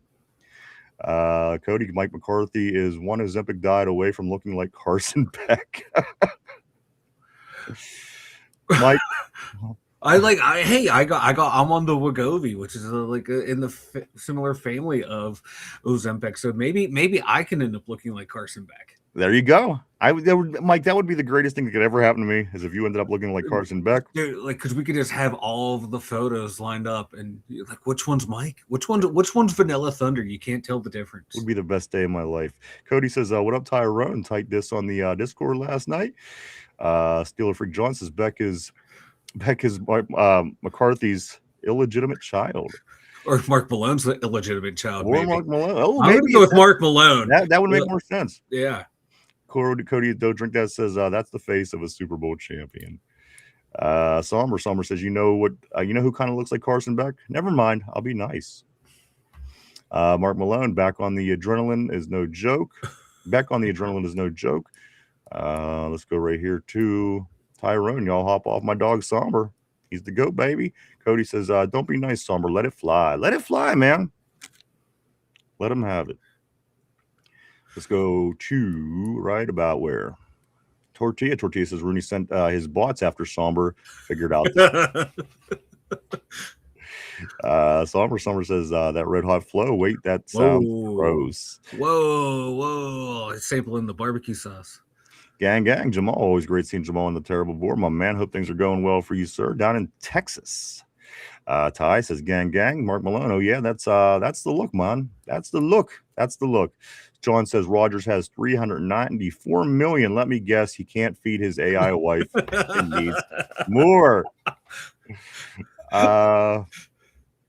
What type of title is this? Why would the Broncos trade for Aaron Rodgers? Apparently, Mr. Fan Tub, you missed top of the hour.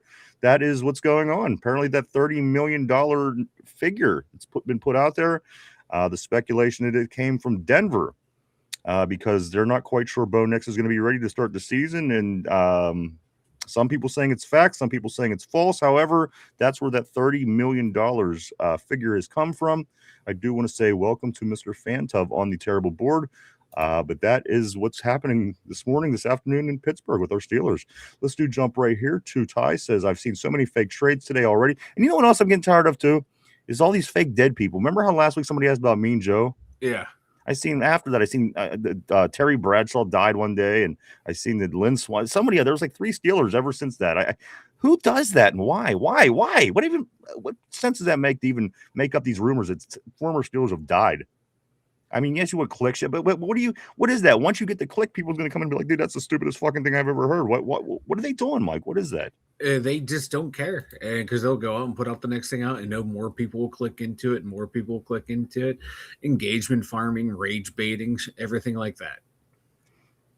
Let's go to woo right here. Cody says everyone here has a sense of humor, unless it's Mike talking about Penn State like always. Oh, Mike has triggers. There's no two ways about it.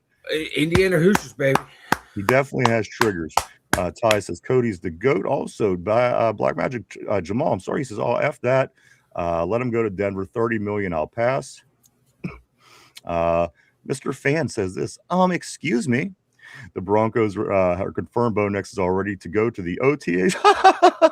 Well, this is what's being said on the radio. This is what's being reported, man. This So is the we're news. just reacting to it.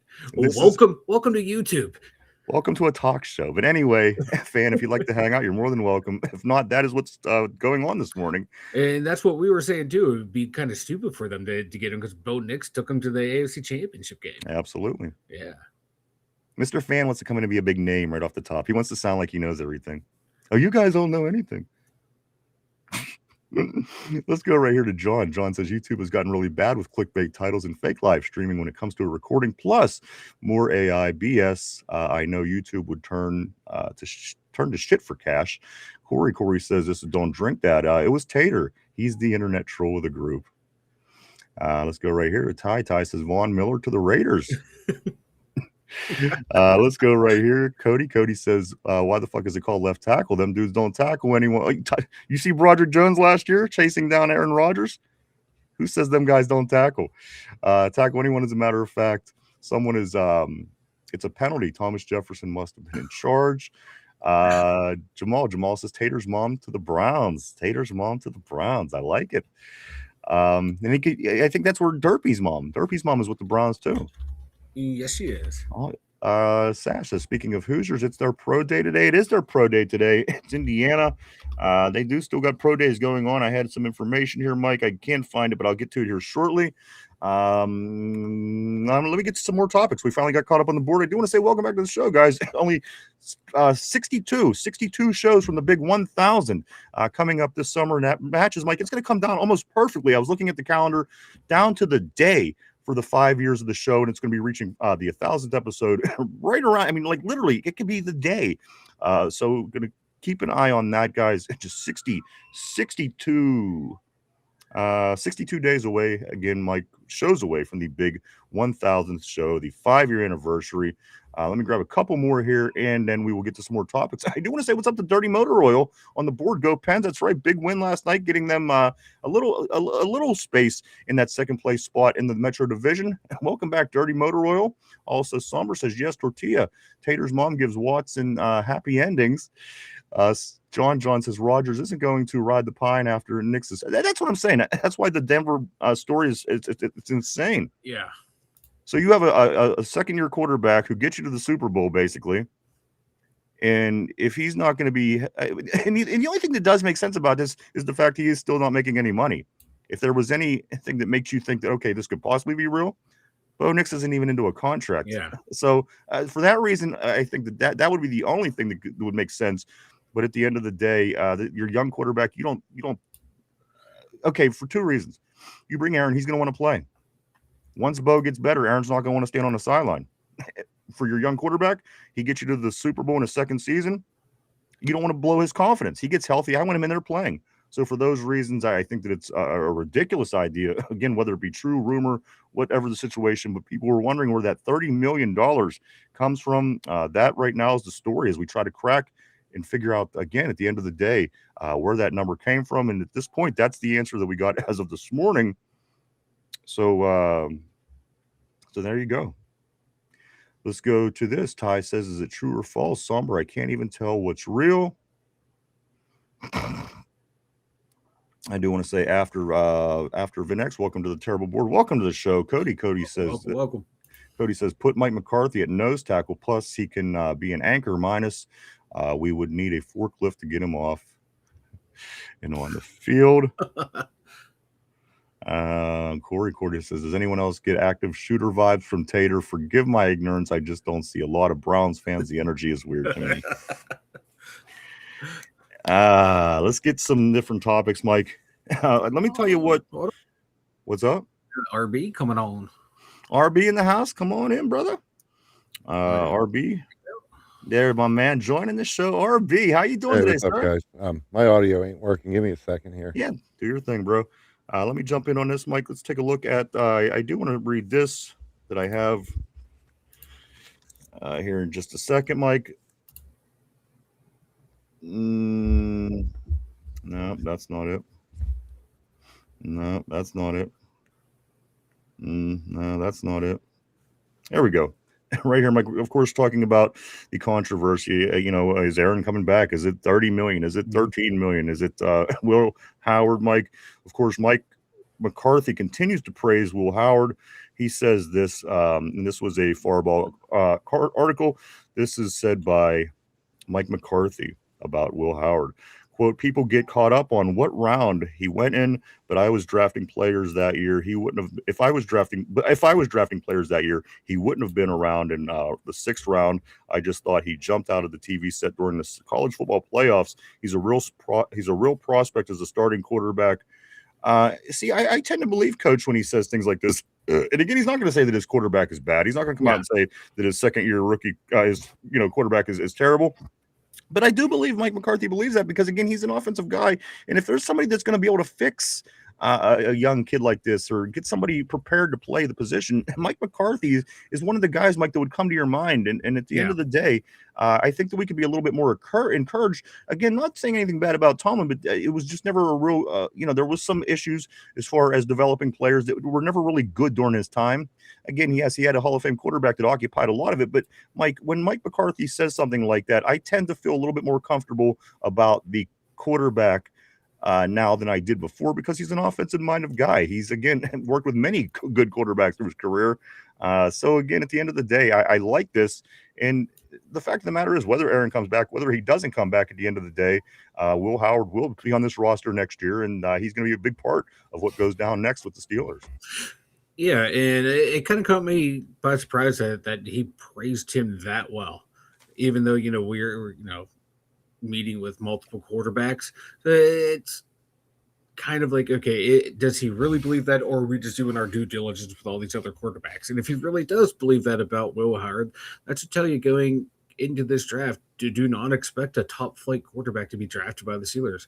If we do, it's going to be another developmental quarterback to eventually be a backup type quarterback, maybe. If you're that high on Will Howard, saying if you were drafting last year, he wouldn't have been a 6th round pick. Okay, what are you saying? You would have taken him in the 3rd? No, he didn't say. He didn't say. He didn't say. But like the next logical spot probably would be, if you liked him that much, 3rd round, because you're not going to take him in the 1st. Quarterbacks really very rarely get drafted in the 2nd. So I'm going to answer your question. I'm going to answer everything that you said, Mike. They're not going to take a quarterback top in a high pick this year. It's not going to happen. Yeah. You have too many holes in this team, and again, why have a couple project quarterbacks to say it's a dumb thing, Mike. And again, at the end of the day, how many things a lot of things come back to, well, he's just doing his due diligence. At some point, some people do speak the truth, and again, at the end of the day, Mike, this person has worked with bringing Aaron Rodgers along and Dak Prescott and all the quarterbacks. So at the end of the day, I don't not believe him. I think that maybe he believes, and with his abilities and his skills to teach, and maybe some of his confidence in some of the people around him that he brought in to teach the quarterback and work with them and things like this. So we'll see. RB in the house, my man. How you doing, sir? Did you get your audio set up, bro? Yeah, my daughter had everything unplugged. She was down here playing Roblox last night. Hey, it's all good. That's what it's all about, my man. It's all about the kiddos. Glad to see you back today, sir. It is hump day. How you been? Oh, I've been in there. I had to go do some meetings for corporate office and stuff at work on my day off. It was kind of shitty. Yeah, that is shitty, man. You know what always got me? Like when people are always like, you got to, like what Orby just said. And then you get the guy that comes up to you and like, well, it's going to show up on you'll be happy on payday. I don't know. It's money. It all goes to my bills anyway. I'm not really happy on pay. What are you talking about? I just drove 45 minutes to sit in like a 3-hour meeting. So basically it just paid for my drive to work. Right, exactly. Yep. The companies definitely get a lot more out of us than we get out of them at the end of the day. There's no two ways about that. Let's get back on the board. Lots going on today, guys. Some new names in here, causing some stink. A few people with some different opinions today. It's been a lot of fun.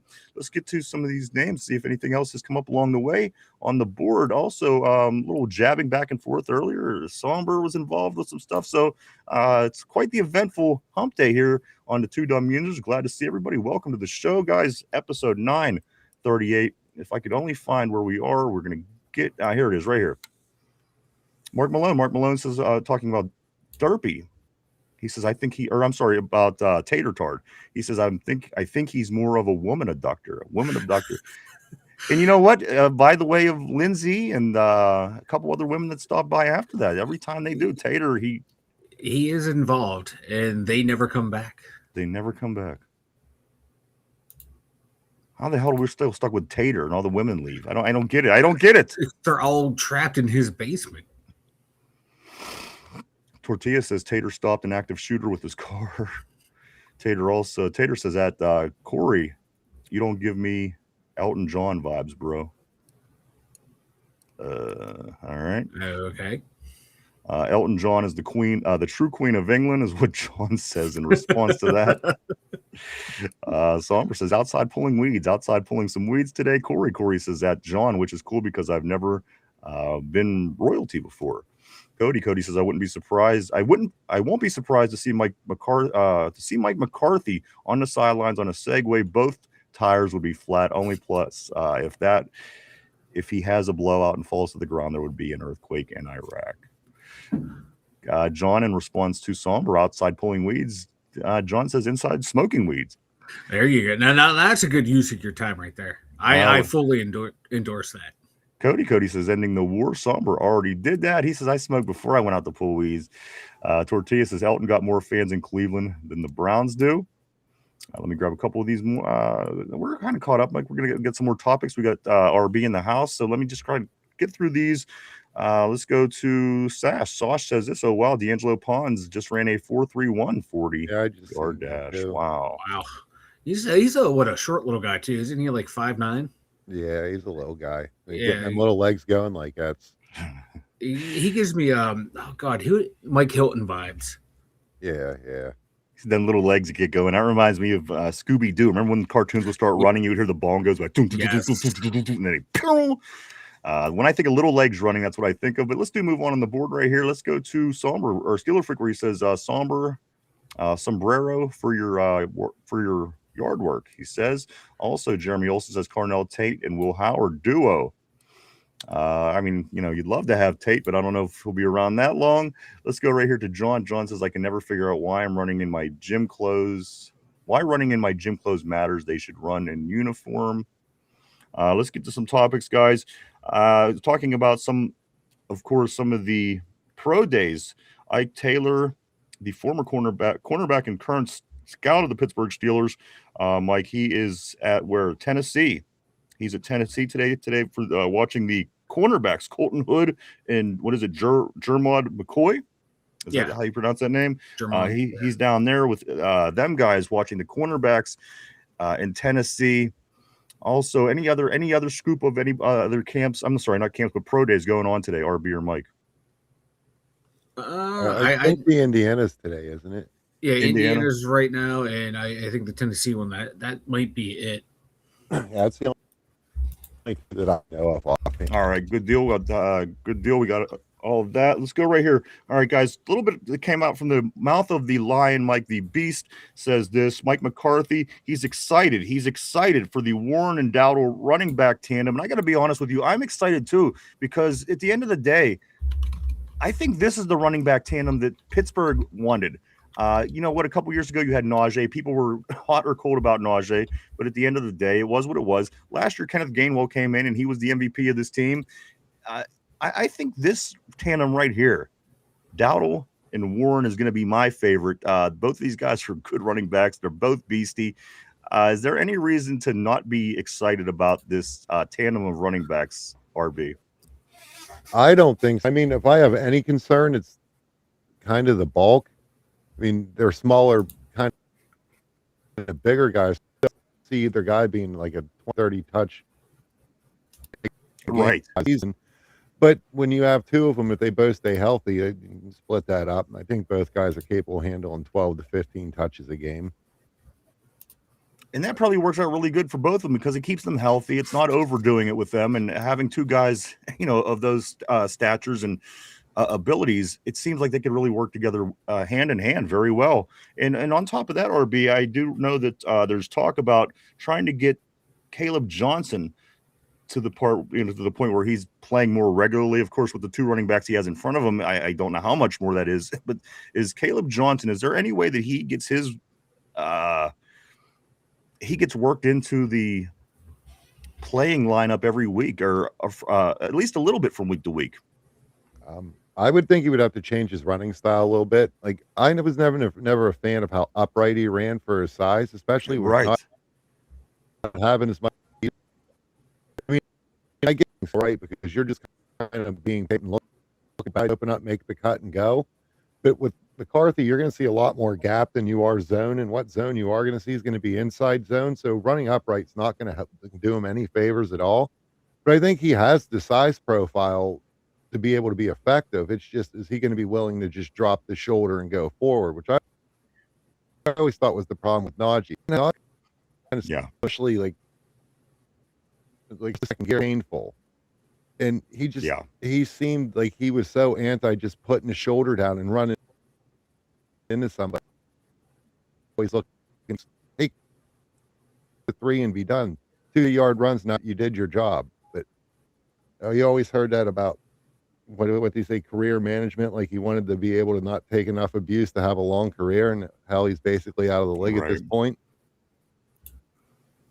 Has he always been an upright runner back? I mean, like, what was it in Iowa that we missed that, we brought him along and I mean, is this a problem that's being recognized, or are you seeing, beyond the layers, RB, and are telling us about this? Because again, at the end of the day, when they're bringing the dude up through they draft him and they bring him in, why don't these things get fixed? Was it the coaching staff? Is it the player? And again, is it going to be changed for the guy? Because again, at the end of the day, I do think he is kind of on the fence, which is unfortunate. He only played one season, barely, but he's only been. It's a little bit of both with the upright running stuff. Iowa, for whatever reason, the last few years have been running a ton of outside zone, and that upright style is all right for outside zone. I mean, you see a lot with Derrick Henry. He's an outside zone runner. Right. For a bigger guy, he runs really high, and I think a guy like Derrick Henry in the earlier days, like early 2000, late 90s, wouldn't have made it very long. He'd have got folded in half running like that. But right. In today's game, but you're not going to do that outside of an outside zone scheme. I think Johnson basically only fell because his style was only going to fit an outside zone running scheme, which Artie Smith does a ton of. But now that we're not going to do a ton of that, I don't really see much of a fit.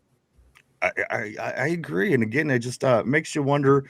Once the proof is in the pudding, and seeing him, but again, there was no acceleration. I thought last year in the kickoff team, I would have liked to see anything. There was nothing about Caleb Johnson that excited me. I mean, in the kickoff, and listen, I'm not even talking about the game against Seattle where he made the mistake. I'm just talking about the kickoff in general. He just there was no acceleration. There was a lot of just right into the back of the blocker, tackle on first. There was nothing that got you excited. He looked nothing more than an average kick returner, and then again out of the backfield, it was few and far between. Pretty sparse his opportunities. So again, Mike, Caleb Johnson this season, what do you see from him? I'm not holding my breath for anything out of him. You figure Rico and Jalen are going to split the carries. McCarthy said, he wants to see 25 passes around, averaging like 25 rushing attempts, 25 passing attempts per game. And where's he going to find those reps? Rico Waddle's like a 1,000-yard rusher. Jalen Warren's close to that all the time too. Both good in the pass game. Warren's a whole hell of a lot better than Rico in the pass game, and probably the best blocking back in the NFL. I'm trying to to figure out where Caleb Johnson fits into this, and I don't see it. I literally don't. And I know McCarthy said, he's going to have him say his 3 Hail Marys, wipe the slate clean, and see what we can do. But like RB said, he's going to have to change his running style, which, is not unheard of. Lev Bell changed his running style from rookie year to year 2, and that became the Lev Bell that everyone knew and loved. Can Caleb Johnson do that? I don't know. I don't think he's going to have a Lev Bell type career, but if he can change his running style to be more deliberate runner and run like a traditional running back, he might have a shot to split carries with them here and there, but he's not going to get a lot of carries in this offense. And especially with that being too, that you got guys out there you can get in 5th, 6th, 7th round undrafted who don't have to change their style. Right. And it's going to make a hell of a lot less money. The two things that Johnson gets a lot of crap about that I don't get is the whole kickoff thing. That was a coaching thing. That guy never returned kicks any day in his life. I don't know why all of a sudden they were doing it in the NFL. That made no sense to me. And 2, it's a fascination of Pittsburgh. Well, he can't pass block. Right. Who cares? Here to run the ball. I mean, I need it at some points. Yeah. You have, like Mike said, you have the best blocking back in the league, and Warren. There's no reason Warren should have been out there in the first place. The run blocking thing's a greatly exaggerating thing, or pass blocking thing from a running back is greatly exaggerated in Pittsburgh compared to most of the league. You don't log on to other people's sites and team sites and hear their fans complaining, my running back can't pass block. They don't give a shit. Detroit don't care that Gibbs can't pass block. They could care less. Who cares? This is what I was looking for a few minutes ago when I brought this up. Mike McCarthy says he will challenge Caleb Johnson to be a 3-down back. Again, coach talk, or is there a legitimate chance that someday that Caleb might he might get it, guys? I don't know. What do you think? I don't know. I'm not sold on him. I really wasn't that sold on him last year. I was willing to give him a chance, but I didn't see anything from him to make me change my initial. There was nothing to see that made you love him, was there? No. I think that's my point at the end of the day. I waited and I was fair in Mike, and I took your word all the last year of preseason and building up to the season. Oh, Caleb, he's going to be a big help on this offense. And again, you just waited to see something that you love, and it never came. And that's unfortunate because I wanted to like I want and I don't not like the guy. Just from what you're watching, there was nothing that I fell in love with, and he's on our team. I'd like to see that change, but who knows if that will end up changing. I think a lot of that was they seen that he was 6'1", 235 pounds, and that's what they fell in love with. Not so much the tape, not so much anything else. It was the measurables. Right. And that whole front office had a big thing with measurables more than they did fit and playing style. Yeah, right. Let's also get back to some of the a little bit about a little more quarterback talk. Of course, that's the big scoop around town. Mike McCarthy, Steelers have discussed nearly every possible quarterback scenario if Aaron Rodgers retires. So they, maybe that's why they're not panicking. A lot of people are saying, the Steelers, they have to know what's going on. They're not panicking. You got the draft coming up in 3 weeks, and nobody's causing a real stink. So the thing is, this new coaching staff, they're not going to fail. I mean, they, who knows what their record's going to be? Who knows how the season's going to return? But as far as coming and doing all the coaching things, I think they're going to do very well. I think they're probably leaving every stone, no stone unturned as they're going through this quarterback search. So at the end of the day, I'm confident. I think, me for one, I think Aaron Rodgers will be here. However, if he's not, I'm confident in the coach. Again, these are going to be tests that we're going to say as fans. You know what? Remember when Mike McCarthy came in, he was able to do this. Remember when Mike McCarthy came in, he wasn't able to do that. So we're going to learn all those things, certainly about Mike McCarthy, the hometown Pittsburgh Steelers coach. And again, it's hard to say. It's hard to say right now what's going to happen until we get to see his product on the field. Let me grab a few more here, Mike. Adam Schefter says Aaron Rodgers is strongly entertaining the idea of coming back. And again, that also ties into Rooney expecting to get the answer before the draft. So Adam Schefter is saying that Aaron Rodgers is strongly entertaining the fact. A lot of things point to Aaron. Let me ask you this, RB, in percentage, what is your guess of what the chances that Aaron Rodgers does come back this year? I think it's high. That's just me personally. But if you had to put a percentage on what you believe, what's the chances Aaron Rodgers is back in Pittsburgh in the fall? 80%. About 80? about 80, 85. I'd say 100, but you never know. There could be some Right. freak thing that goes on from now and then, and he just says, I'm done. But the thing with you were just saying, though, too, that brings into the situation is if you notice him before under past coaching staffs, even GMs, we'd be panicking right now about quarterback. To me, Absolutely. this just tells me McCarthy has like full confidence in his own abilities. Like you give me somebody, I'll be able to scheme around him. I'll be able to coach him up to fit my system. I'm not worried about it. To me, that's a confidence thing, and we'll come back and bite him in the ass. You never know, but I'd rather a coach is confident that he can coach people up than a guy that needs to rush out and sign a name because he's worried he can't fix what he has. That's a great point. Great point. Also, Mike and RB, Adam Schefter, also in regards to the quarterback situation, he says it's not contractual, which again, I think RB, he helped us out with that the other day. A lot of people are coming in saying it's contractual again today with the rumors, 30 million Denver, but Adam Schefter did come out, Mike and RB, and did say that it's not contractual. So again, we will keep our eyes open. I'm seeing on the board still loyal. He's saying about 97%. Again, RB 80%. And you know what? I think it's a pretty high percent as well. That is my opinion on the whole thing. Also, Mike McCarthy, again, straight from the lion's mouth, straight from the horse's mouth. Mike McCarthy denies Steelers are in a rut. He's focused on bringing back the winning process to Pittsburgh. This is my question for you, RB. Nobody knows what to expect from this team. Nobody knows because, again, it is completely changed from last year. Realistically, what we know, and again, it's not much. I mean, he could come in and fix this offense and it could do great, or it might not. Realistically, where does Mike McCarthy's year one team finish record-wise? And again, there's no way to know, but just your hypothesis, if you will. Where do you think Mike McCarthy's first season ends as far as the record goes? And does it extend to January football? That's where I was just going to get with it. I could see the record being similar to last year because what you got to keep in mind is this is going to be an all new system, both sides of the ball. Yes. An extra week or two in training camp isn't going to prepare guys to go out and play a game. Even you look at Seattle last year with a whole new staff, end up winning the Super Bowl, but Seattle didn't start off hot. We played them early and we had them on the ropes for a lot of the games. You're right. A couple mistakes. It took Seattle 4 or 5 weeks to find their stride. So early on, people's got to kind of temper their expectations.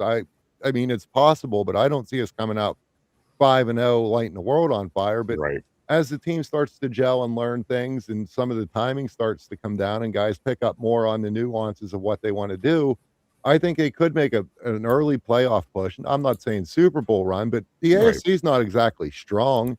Like I said to you before in the chat, everybody says that we're not Super Bowl contenders. Well, you look at New England going into last year. Nobody would have bet New England was a Super Coming Bowl off a contender. 4-win season, nobody was going to say that they're a Super Bowl contender. You're right. So it's to me, honestly, I don't think the problems in the last years have been talent. I know it's not the most talented Steeler teams we've had, but I just think a lot of it was schematics and just game planning. And with better schematics and game planning, once these guys pick up and start to fit in and start to get used to what they're doing, I think they can make a decent run. I do too. A matter of fact, I do. I think that it's not going to be bad. I think they will land on their feet. Ty is saying 12-5 on the board. Still loyal. I do want to say welcome to you, sir, on the board. He's saying 11-6.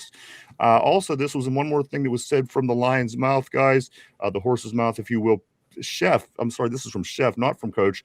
He says Pittsburgh, they are cautiously optimistic that Aaron Rodgers will return. That was from Adam Schefter. So again, a lot of people thinking, guys, that it's on the better side of 50%. Everybody today, pretty high percentage, feeling like Aaron's going to be back. Mike McCarthy from the horse's mouth did say this, though, guys. He did say, I do prefer bigger targets when it comes to receivers. He says that is his type of receiver. No mistake about it. DK Metcalf is a big dude. Make no mistake about it. Michael Pittman Jr. is a big dude.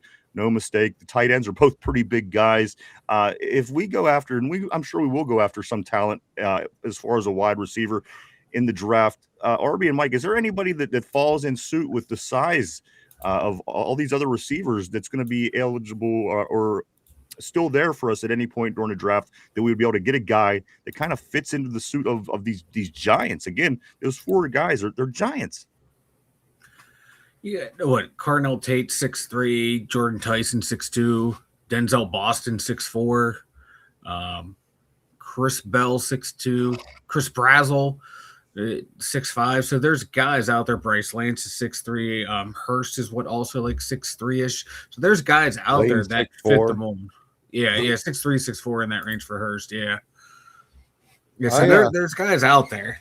Do you think that that's the route we would go? Do you think, or do we look for somebody a little smaller RB, or do you think that they would want to go big like that? Just me personally, watching everything, I think he's just going to load up on size knowing he doesn't have that franchise quarterback. And he, especially like if you look at Baltimore's secondary is so undersized. I know. They got that dude Wiggins. He weighs like 175 pounds soaking wet. Like I Yeah. weighed that when I was in 9th grade. Like, Right. And I You don't care what kind of typically- skills you got. If you're a 330-pound man like Darnell Washington, if you're coming up against a guy that's 175, I like my chances. I mean, even then, even like say, like you just come out in a bunch set, you have Metcalf, Washington, and Muth, and you single out a coverage where you're going to get Wiggins on even one of them guys. Then you get a bubble screen out there, you get a quick hitter. And that's where I think it kind of benefits. Yeah, absolutely. I love it. If we do continue to go big, it's just totally notable, though, that everybody that we have at this point, with the exception of Roman Wilson, I mean, even Ben Skronik's not a tiny guy. So Ben's like 6'3", 225. Like Ben's a pretty big guy.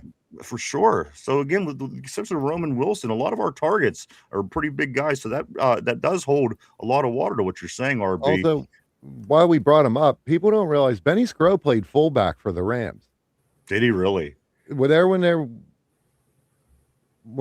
the Super Beer run, they moved Skronik. He played some fullback that season. He played receiver primarily, but they used him as a fullback / like H-back.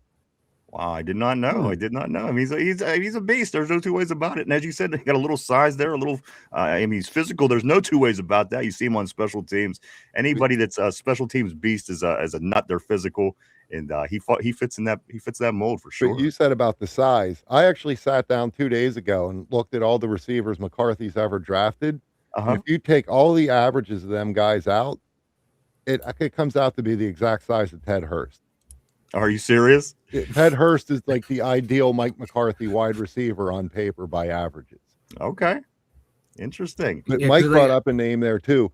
I love Chris Bell. I think Chris Bell's the second best running. He's built like a running back. He's 6'2", 35, close to 240. He's got decent size, but he just tore that ACL, I think, in like week 9 last year. They said he'll be ready for camps and stuff. Well, if he's ready for camp, I'm perfectly fine with that.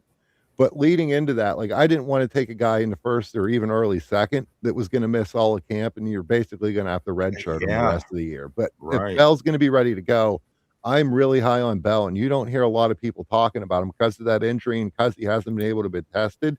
But he's an absolute beast with the ball in his hands after the catch.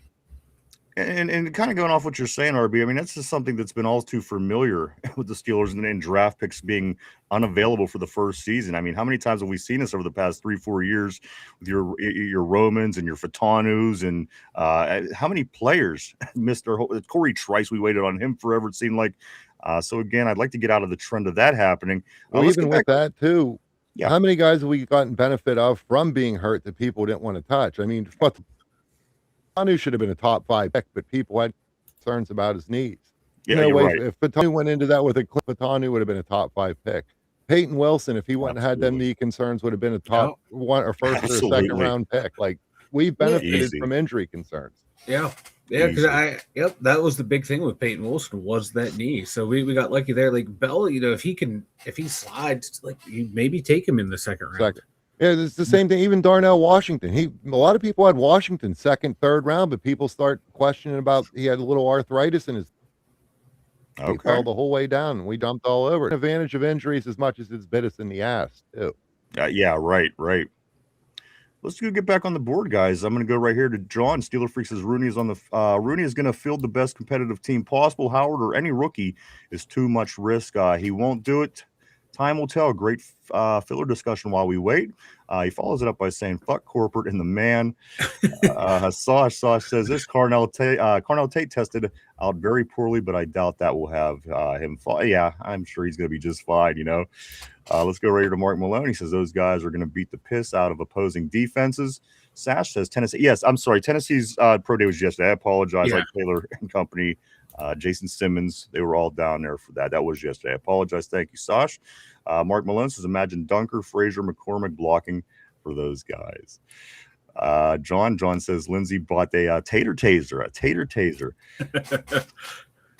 Don't drink that. Corey says that. John, I see that you're saying, but it's the perfect scenario if Rodgers doesn't come back, having Howard in there and letting him show his stuff and letting Pitt see what he got.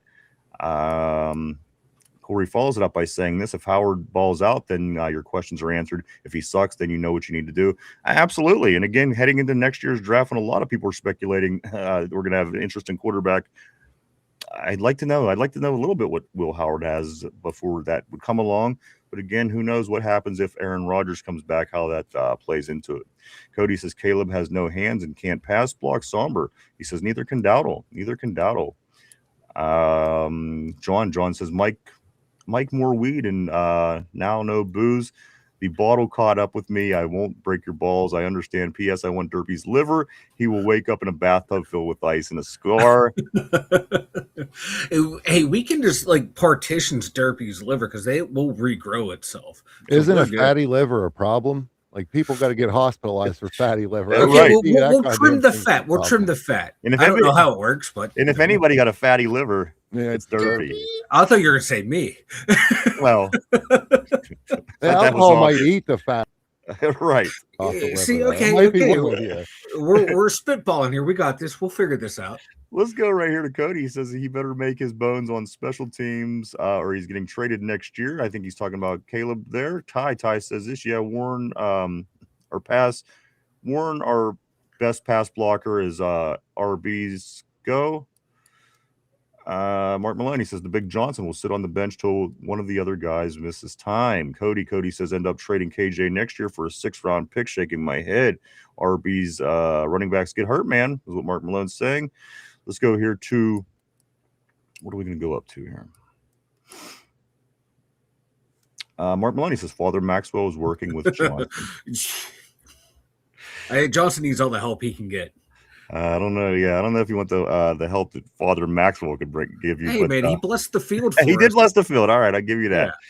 Yeah. Tater says I agree with Baldy Johnson and shit is shit. Really, Tater? You gonna attack me about my baldness? It's fucked up. Somber says time will tell. John Steeler Freak says this: when and if Johnson gets touches, he better run like a raped ape.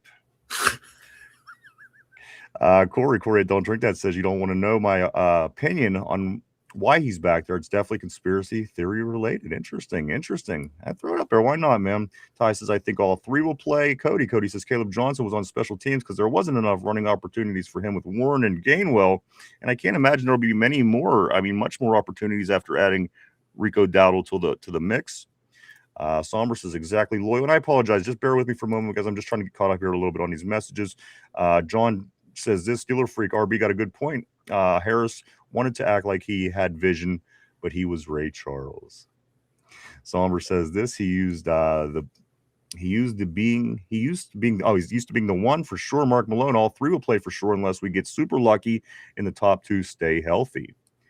I'm gonna go right here. Corey says this. I'm not gonna lie. I'd be happy if Najee came back and we had a 3-headed monster at running back.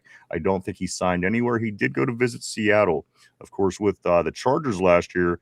Effed up his Achilles, but he did make. The latest I heard was he was going up to visit with the Seahawks. That was last week. Tyrone says this will be to be fair. Every time he got the ball, O-line did not block. Somebody was in his face as soon as he got the ball. I got faith in 20 this year. Still loyal says slow motion Najee can stay right where he's at.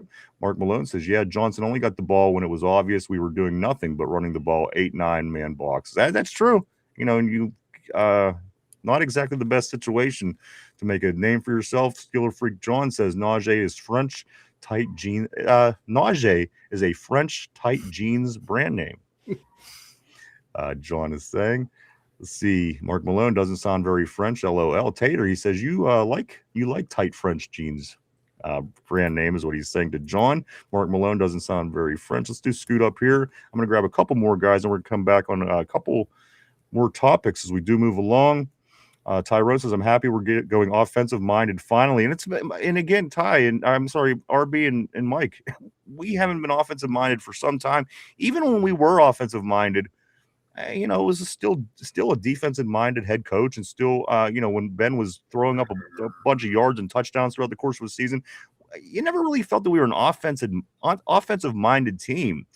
I'm really looking forward to this opportunity of seeing what we come out as this year, guys, as with an offensive minded head coach, Mike. Yeah, it's going to be nice to have an offensive game plan that is not being run by a coach that wants to play it safe and conservative, because he doesn't have the franchise quarterback.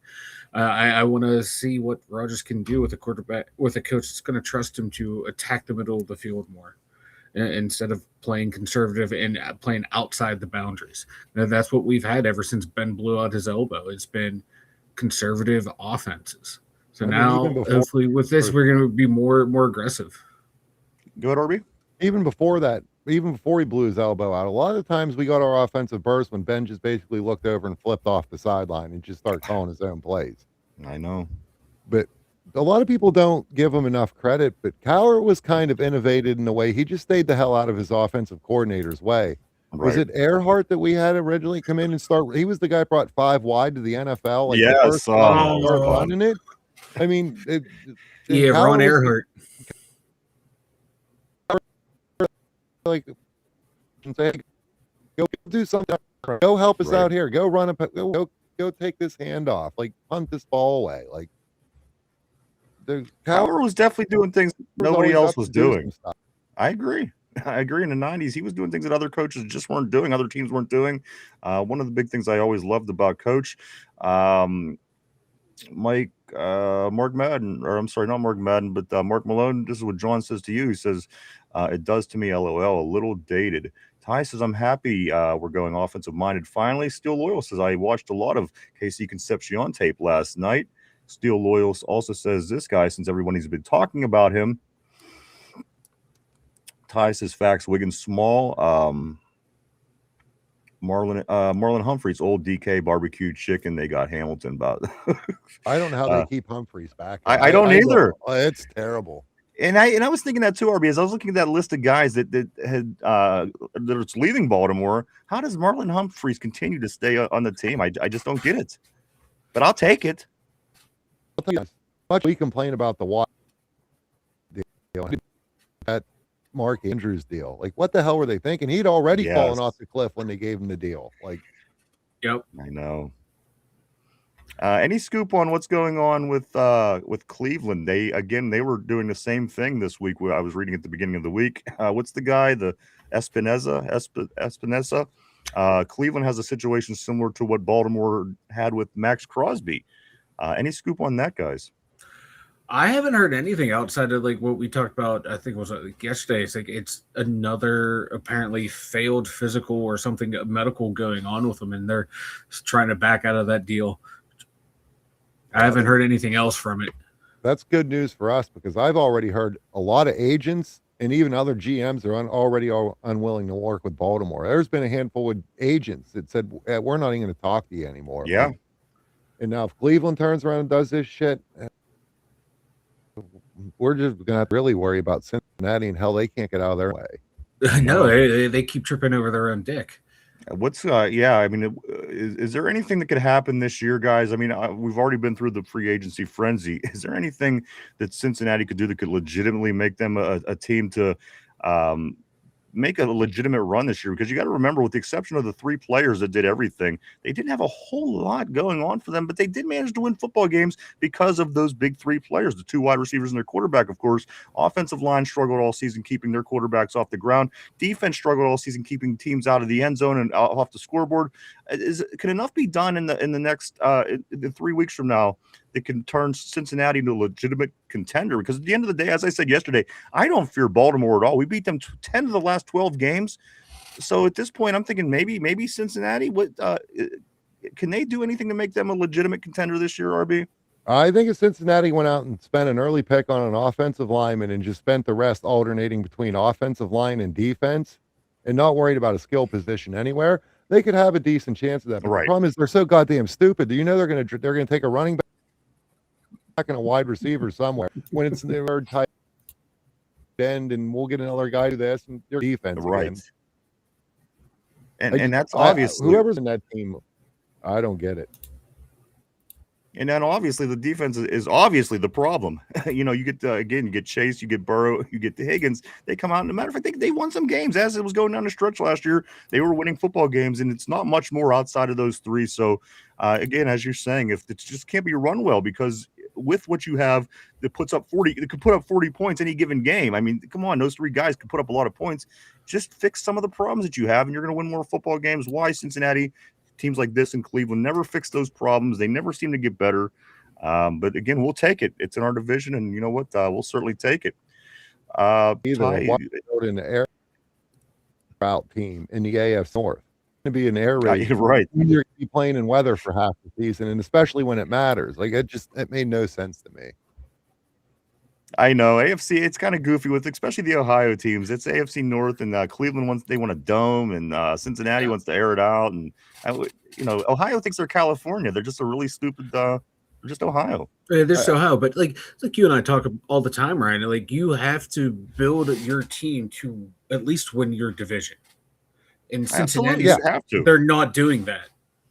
Right, and I think that's what we are doing. I couldn't agree more. An AFC North team, we're going to know the conditions are all undersized now because you wanted to follow the NFL trend. So we're just going to beat the hell out of you. I agree, and I love it. All three of you will see 6 times a year and we up. I couldn't agree more, RB. I think that's a great way to look at it. Steeler Freak says, LOL. It's like using Tomlin's playbook. Let me scoot up here just a hair because I did get this one. Mark Maloney says this to John. He says, please excuse my internet vernacular. I know some of you guys are pretty sensitive. To John, I don't know what's going on John, there. that's the epitome of sensitive, John. Let's go here. Steel Loyal said Ted Hurst. Also, SCO is 225. 225 is what Somber is saying on the board. Steel Loyal says that's my guy. Also, Tyrone says I like Branch, Hurst, or Skylar Bell. Let's go right here to John. He says, I save sensitivity and feelings for family. I just verbally ask, slap back quickly. It's an Army thing. Don't drink that. Corey says, I want to know who's responsible for strength and conditioning. It's absurd. Well, there's a conspiracy theory about that. Is there? I don't know if he's still here. It was one of the things that I might have missed. But the guy years ago to run the strength and conditioning program was a 2-year Boston College strength and conditioning coach and coordinator down there, who's done to own a doctor practitioner's office, who paid Dino Tomlin IL money to Boston College to sit on the bench for 2 years. And then that guy just hated the Steelers coaching staff. After one did the same thing. Right. Interesting. X-Files. But no, yeah, we have a brand new strength and conditioning from top to bottom too. So hopefully that won't be any more problems. John is saying I knew it was a problem when they had a 40-year-old quarterback hitting a goddamn blocking sled at a conditioning. Especially when it's 5'3", 140 pounds. Like, what the hell does he need to hit a blocking sled for? John says strength and conditioning sounds like a thankless job, only getting attention when there is bad news. Corey says this: if you trim that liver, you won't have a liver. If you trim that liver, you won't have a liver. Mark Maloney says Derpy's liver is probably in worse shape than the average alky. Let's go right here to Somber. With how hard both Warren and Dowdle run, KJ just might get some snaps. And that was my concern earlier when I said about the size. Both these guys run like they're Jerome Bettis. I know. They're not Jerome Bettis. So I would take her back to close games out and let these guys get a break. Yeah, absolutely. Mark Malone says we were playing offense when Haley was the coordinator. That was really the last time. Haley did a great job. I thought he did. Facts, Mark. That is what Tyrone says in response to that. Mark Malone says Ben's elbow was smoked for a couple years before all those ligaments let go at once. Remember the pitch count they had on him forever. Corey says, yes, the scoop on Cleveland is they suck again. Yes, that is the scoop on Cleveland. We touched a little bit on Cincy, a little bit on Baltimore, and, of course, Cleveland. They still suck. Steel Loyal says never start Burrow or Lamar in fantasy when they're playing against the Steelers. Cody says Cincinnati's been doing the same thing since I was little. All offense. I don't remember ever having a defense. John says this Steeler freak. He says the offense will be limited by Rodgers, both by him making decisions on his own and his physical ability. Cody says Dino got some MVS in him. A little bit of MVS, guys. Ugh. All right, let's go right here. And I think I'm almost gonna be caught up on the board, so just bear with me. I'm working hard to get to the finish line here. Mike Tomlin on the board. I do want to welcome Coach T to the board. Mike Tomlin says I didn't tell them to use the sled. I don't make vets practice. Oh yeah, he's here. Maybe we can get him to do a farewell press conference on here since he didn't have the decency to do one for the team. He did not. You're right, which is kind of an odd thing, just in general. I mean, did you see the McCarthy thing too? Apparently. Noel left Cower beers, Cower left Tomlin beers, and then McCarthy said Tomlin didn't leave him shit. Tomlin drank them, yeah. I think the beer actually was there since forever. It was like the same exact beer, and they were not there once Tomlin did leave. Let's go right here to Tyrone. He says somewhat, but with the actual wide receiver core, I like A-Rod's chances and fix the left side of the offensive line. He says, we chilling, baby.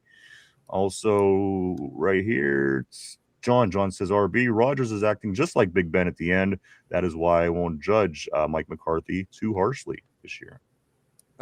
Yeah, a little bit, but there's to me, there's nothing wrong with that. You give me a guy with Aaron's football knowledge, I'm going to trust what Reed's out there. I don't think he's purposely going out there saying, "Oh, screw it, I'm going to do what I can do to lose this game." I think he's trying to do the best that he can do to win games, but unfortunately, he was kind of handcuffed with talent. You know what? You're 100%. I would rather, again, have the guy that has it between his ears. And we know the thing is that we know that this isn't the franchise quarterback. This isn't going to be the guy that's the face of this team by any means. But, in situations like this, if he's a bridge quarterback, get the guy that has it between his ears. It goes a long way. It goes a long way having that particular guy back there, right, RB? Well, that, and the biggest thing I don't think people realize is this is a guy who can teach these guys actually how to prepare to win. You're right. His work ethic, say what you want about him being a drama queen or whatever. You heard anything about Rodgers? They were saying he was working to play in the preseason. Oh, well, I will if coach wants me to, but then coach told him not to. You're right. You didn't hear about Aaron taking vet days like him and TJ. Every practice putting in work. I think he gets a lot of bad rap from that whole vaccine thing, and I think people look to tear him down for it. I mean, yeah, he's a bit of a drama queen, but what the hell do you expect from a quarterback? Right. And any time that anybody dips into to the political world in sports, they tend to, they get kind of separated and labeled and isolated. So maybe that is the case. Corey says this. I already forgot who our new offensive coordinator is. Angelico. Brian Angelico still does say also on the board as well. John says offensive coordinator equals Rodgers. Mike Tomlin says this. He says McCarthy's had enough beer. That is why I did not leave him that beer. No. You can never have enough beer. No. John says this. Ask Muth, Wilson, Austin, and Johnson, all who were on Rodgers' shit list last year. And that's going to be interesting to me as well, Mike, and RB. Say somebody like Roman Wilson, of course, was on Aaron's shit list. But you have a new coach coming in that's saying that we're going to try to make the best of these guys and get the best out of them.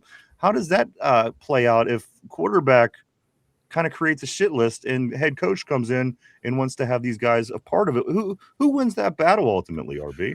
The way I look at it is if you made Rodgers' shit list, you did that again. This is a guy from himself. He's not going to make himself purposely worse to hold a personal agenda. He was doing something, and from what I was told was he was unwilling to work. Okay. He just was kind of lazy. He didn't really want to put in extra work. And Aaron's like, I don't trust this guy. And if my quarterback don't trust that guy, I don't want him out there. So and Mike, I'm going to come to you on this one. So a lot of these younger guys, some of the people that got poo-pooed out of the system last year with Caleb losing his spot basically from an early mistake, that as far as we know, Roman Wilson obviously having his time cut for whatever reason. Isn't that the purpose of being a younger player? You play and you learn. There's going to be a mistake every now and then, but it seems like all these younger guys, they're kind of getting blackballed in a sense to where how are they going to get better if they don't get those opportunities to bounce back from that mistake. What do they always say? Making a mistake is one thing, but how you bounce back, how you Yeah. respond, that is how you're defined. Shouldn't that be the same case with these players? And again, is that even what it comes down to, Mike, or is it the preference of Aaron Rodgers and things like this? How does that playing out in your mind? Young players need to be comfortable out there playing, and if they make a mistake, the coaches need to like not set them down, but like, hey, this is what you got to do in this situation next time. Actually coach them up, allow them to make mistakes. And I'm going to convert to hockey real quick. The Penguins right now, they're playing a bunch of young guys, and they're allowing them to make mistakes, and they're not missing times. They're not missing games, not missing shifts, and they're getting better as the season goes on. Whereas what the Steelers do, if you make a mistake, okay, good luck seeing the field again. We're going to trust our veterans. You can't learn that way. You have to allow young players to go out there, play how they've been playing their entire careers for the most part, and teach them while you're teaching them the right way to do it so they don't make those mistakes. And now, too, like Arthur Smith, when he was in Atlanta, when he had Bijan Robinson and whoever the tight end was, I always forget his name, like he would take them out of the games when like those were your two best players and target other people. So when we weren't seeing Muth get the ball, we weren't seeing Roman Wilson get the ball. Could this be an Arthur Smith thing too? Like he has guys that he likes to go to, like, oh, I'm going to outsmart them. I'm not going to actually target the one who everyone thinks they are. I'm going to go over here. When everyone knows, okay, you're going to go over here, you're not going to go to your good guy. So it can be a combination of all of it. Like if Rodgers, the coach, like the head coach, the offensive coordinator, of saying who's going to get who we want in there and who we don't want in there. Let's go back to Steel Loyal. He says this. Y'all see D'Angelo Pond just ran a 4.31 at his pro day. I think somebody just did mention that. Yep. Yeah, we talked about that. Also, I do want to say welcome back to Christine Black, Go Black and Gold. I just want to make sure the Derpy can security make sure the Derpy's not in here because Derpy and Tater Tot are not in here. That's what I meant, Tater Tot. But I do want to say welcome back to Christine Go Black and Gold. Christine says this. Moved. Christine says this. What does Christine say? Here she goes. Christine says, so McCarthy has no excuses now if Rodgers comes back. I don't know. I don't exactly know what you're asking. I think, I don't know. Mike, why don't you take that one? Yeah, he shouldn't have any excuses. Like we should pick up right where we left off last year if Rodgers comes back. We have a lot of the same players coming back. And we've added key players too. Like we should, the floor should be about 10 wins. You know, we should make the playoffs. So that should be the bare minimum for the team. That's where we were last year. We got on paper a better coaching staff and a better roster. If Rodgers comes back, this team should be at least the same, if not better than last year. That's what I've been kind of saying all along. I think we're going to land on our feet, Christine, and I do think that things are going to be. As Mike was saying, that 9-10 wins should be the floor. And, all things considered, things should be moving in the right direction. So, I mean, in theory, I think if that's what you're asking, maybe he shouldn't have excuses. But again, for a guy coming in with a first-time situation, players he never worked with, coaches he, worked with in the past, I guess you can't guarantee anything. But at the end of the day, I give him roughly 9-10 wins to is what the floor should be, in my opinion. Let's do Scoot Along right here to Tortilla. He says maybe McCarthy just didn't see the beer. Steeler Freak John, he says this. The fuck over thing the Ravens did will become common practice. You know what? I mean, you've already seen it with the Browns since then, so why wouldn't it be? I don't think it will be. I just think you got two franchises. You know what? I don't disagree with that. Also, let me go back for 1 second. Maybe McCarthy just didn't see the beer. Maybe he didn't. But at the end of the day, that beer was there for like 30 years. And then McCarthy didn't miss anything in the fridge. Yeah, right. As a fat guy, I concur. Let's go right here to Steeler Freak John. John says, I believe the playbook will be Rodgers approved and he will run what he wants. So Mike McCarthy will be handcuffed. But that's every team. Every team caters their playbook to their quarterback. I'd want my quarterback to pick the plays that he wants to run and he feels more comfortable running. Right. This is a good question by Christine right here as well. Christine Go Black and Gold says this: was it Arthur Smith's or Rodgers' offense? Hopefully, it was Arthur Smith's scheme and not Rodgers. And you know what? I think the improvements from it were probably more Aaron Rodgers, because a lot of the Arthur Smith stuff I wasn't a big fan of. I mean, bringing all these tight ends and having no wide receivers, and I think for what we had, I think Aaron Rodgers made the best of it, and he ran the offense and was able to be somewhat productive. With in my opinion, again, what the hell was that offense? I've never seen anything like that with the tight ends. That wasn't even the Arthur Smith offense. That was a watered down version of what Aaron wanted, what Artie wanted to do, and mostly Mike Tomlin: avoid the middle of the field, don't turn the ball over, let's play defense and win this game 7-6 or 3-9. Like that was a lot of it. It wasn't going to be successful anywhere you go as a head coach, and you got to put your hands on both sides of the ball, scheming and game planning. It's never going to work. Like you even look at a guy like Dan Campbell, who's not the greatest X and O's coaches. Dan Campbell knows to get the hell out of people's way. Yeah, you're right. You're right. Vegas, I want to say what's up to Vegas, all the way from Vegas. Vegas says this: they're building the draft stage now. They are. It's looking good. It's looking good. Building the stage right outside Acrisure Stadium. Welcome back to the board, Vegas. Cody says this: Mike Tomlin left Mike McCarthy the Steelers' offensive philosophy, jet sweeps and screen passes. Still loyal, says Mike McCarthy ain't even going to touch that dated ass offense. Cody laughed my ass off.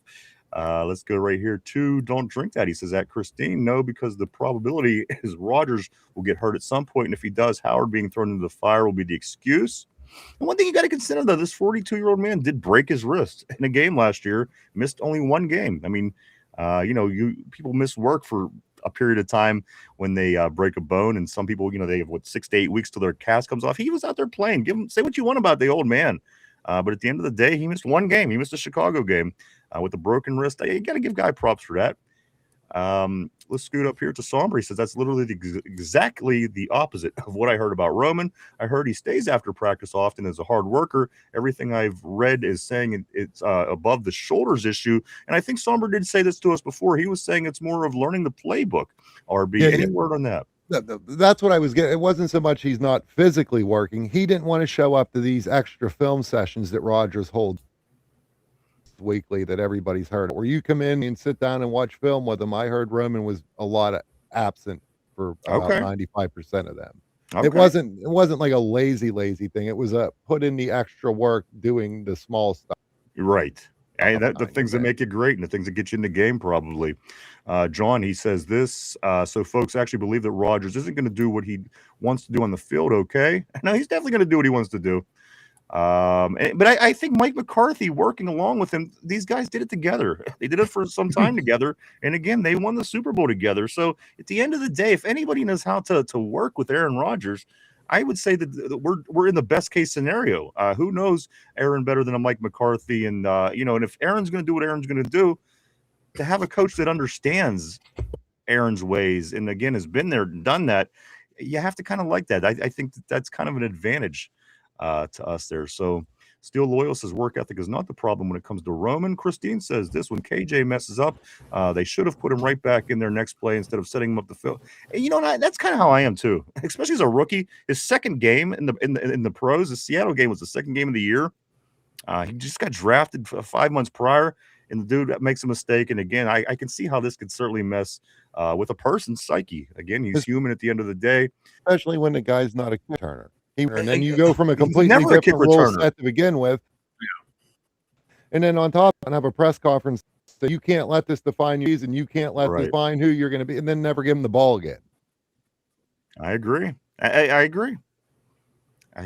He's a kid. Cody, let's hope that not the philosophy was passed down from Canada to Arthur. What a nightmare. All guys Tomlin hired. Steel Loyal is saying, Mike Tomlin says, I'm retired, gang. Leave me be, man. Ty says this. Yeah, Tomlin hired Canada and Smith. Also, Christine says 100. Corey says Tater is like that weirdo at GameStop that sees a girl walk in and starts getting the creepy vibrato in his voice and mansplaining his shit. Ty says this. He says Johnson should have never been on their kick returner. That's Tom, and that's what I'm saying, that they stuck him out of position. And the fact that he made a mistake, now you're going to make him pay for it. Mike Tomlin should have been. They should have made him hit himself on the sideline. They should have smacked himself in the face for making him do that. Don't blame it on the poor kid. Kid ain't never ran the ball. He's never returned a kick. It's insane. They should make Tomlin smack himself. You remember when Cowher used to have right. Gardocki be patrolled by Joey Porter, and if Gardocki shanked the punt, Yes. Porter would slap him around? No, somebody should have did that with Tomlin. They should have put somebody there when Tomlin did some stupid shit like challenge a play or try to run a tush push on 4th and 3. Yeah. So just went over and smacked them upside the head.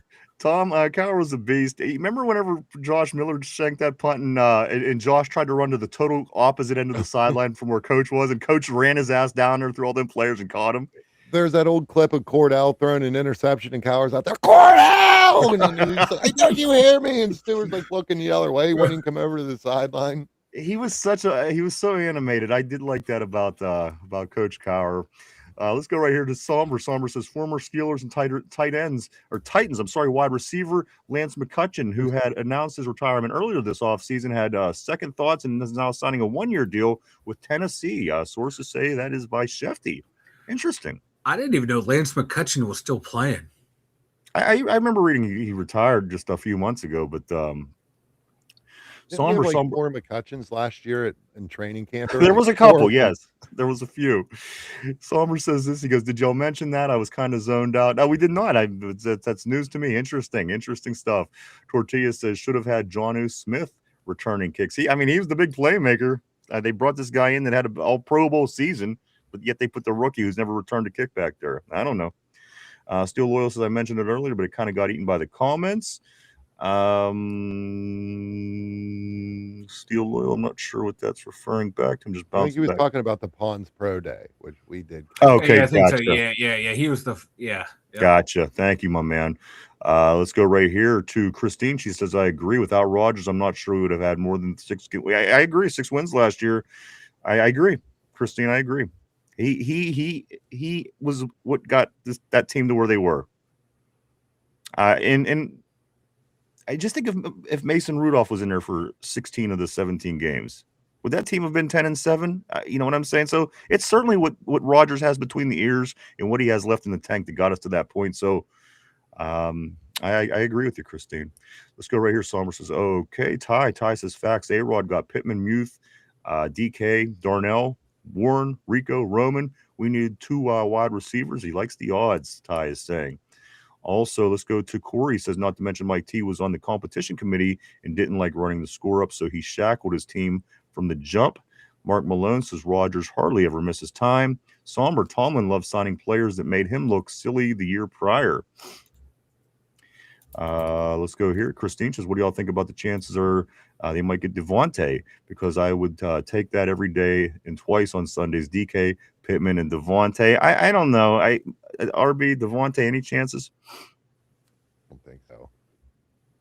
I think that we had the opportunity last year. We kind of we didn't like the idea. I just think overall, I think skill-wise overall it'd be a lot of fun. But ultimately, I don't think that is going to play. I don't know, what is Devontae doing right now. Anyway, does he? He's on LA. the Rams, and he's on the Rams. And McVay said, I forget on whose show he was on the NFL Network, but saying like, we told Devontae like, we're going to shop you around, and he said okay.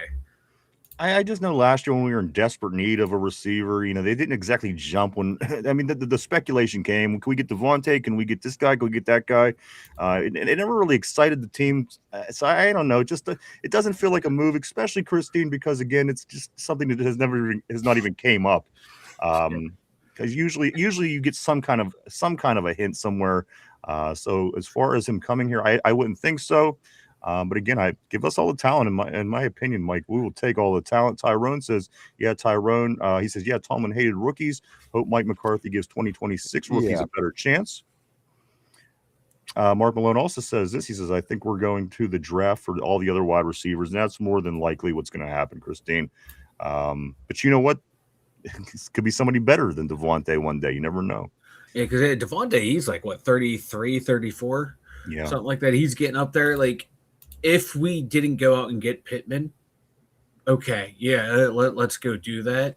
But we got Pittman. I have a feeling we're going to get someone in the draft. Well, that's the other thing too, is we got to start looking for somebody who's going to take a top off of defense. Again, You're I've right. said this before. DK's a big guy, but DK's not a deep ball guy. Right. Pittman's a big guy. He's not really a deep ball guy. They can do it a little bit, but eventually here you got to quit clogging this middle up so damn much. And you got to get somebody who's going to go down the seam and kind of unclog the middle. So as we were saying earlier, and I was asking RB, I mean, when we're looking at wide receivers in the draft, would it be more sensible to go for somebody who doesn't quite have that size that these other guys have, that might be able to take the top off of defense, be able to burn some of them seam routes because we don't have that? Is that something exclusively that we might be looking for in the draft for those reasons?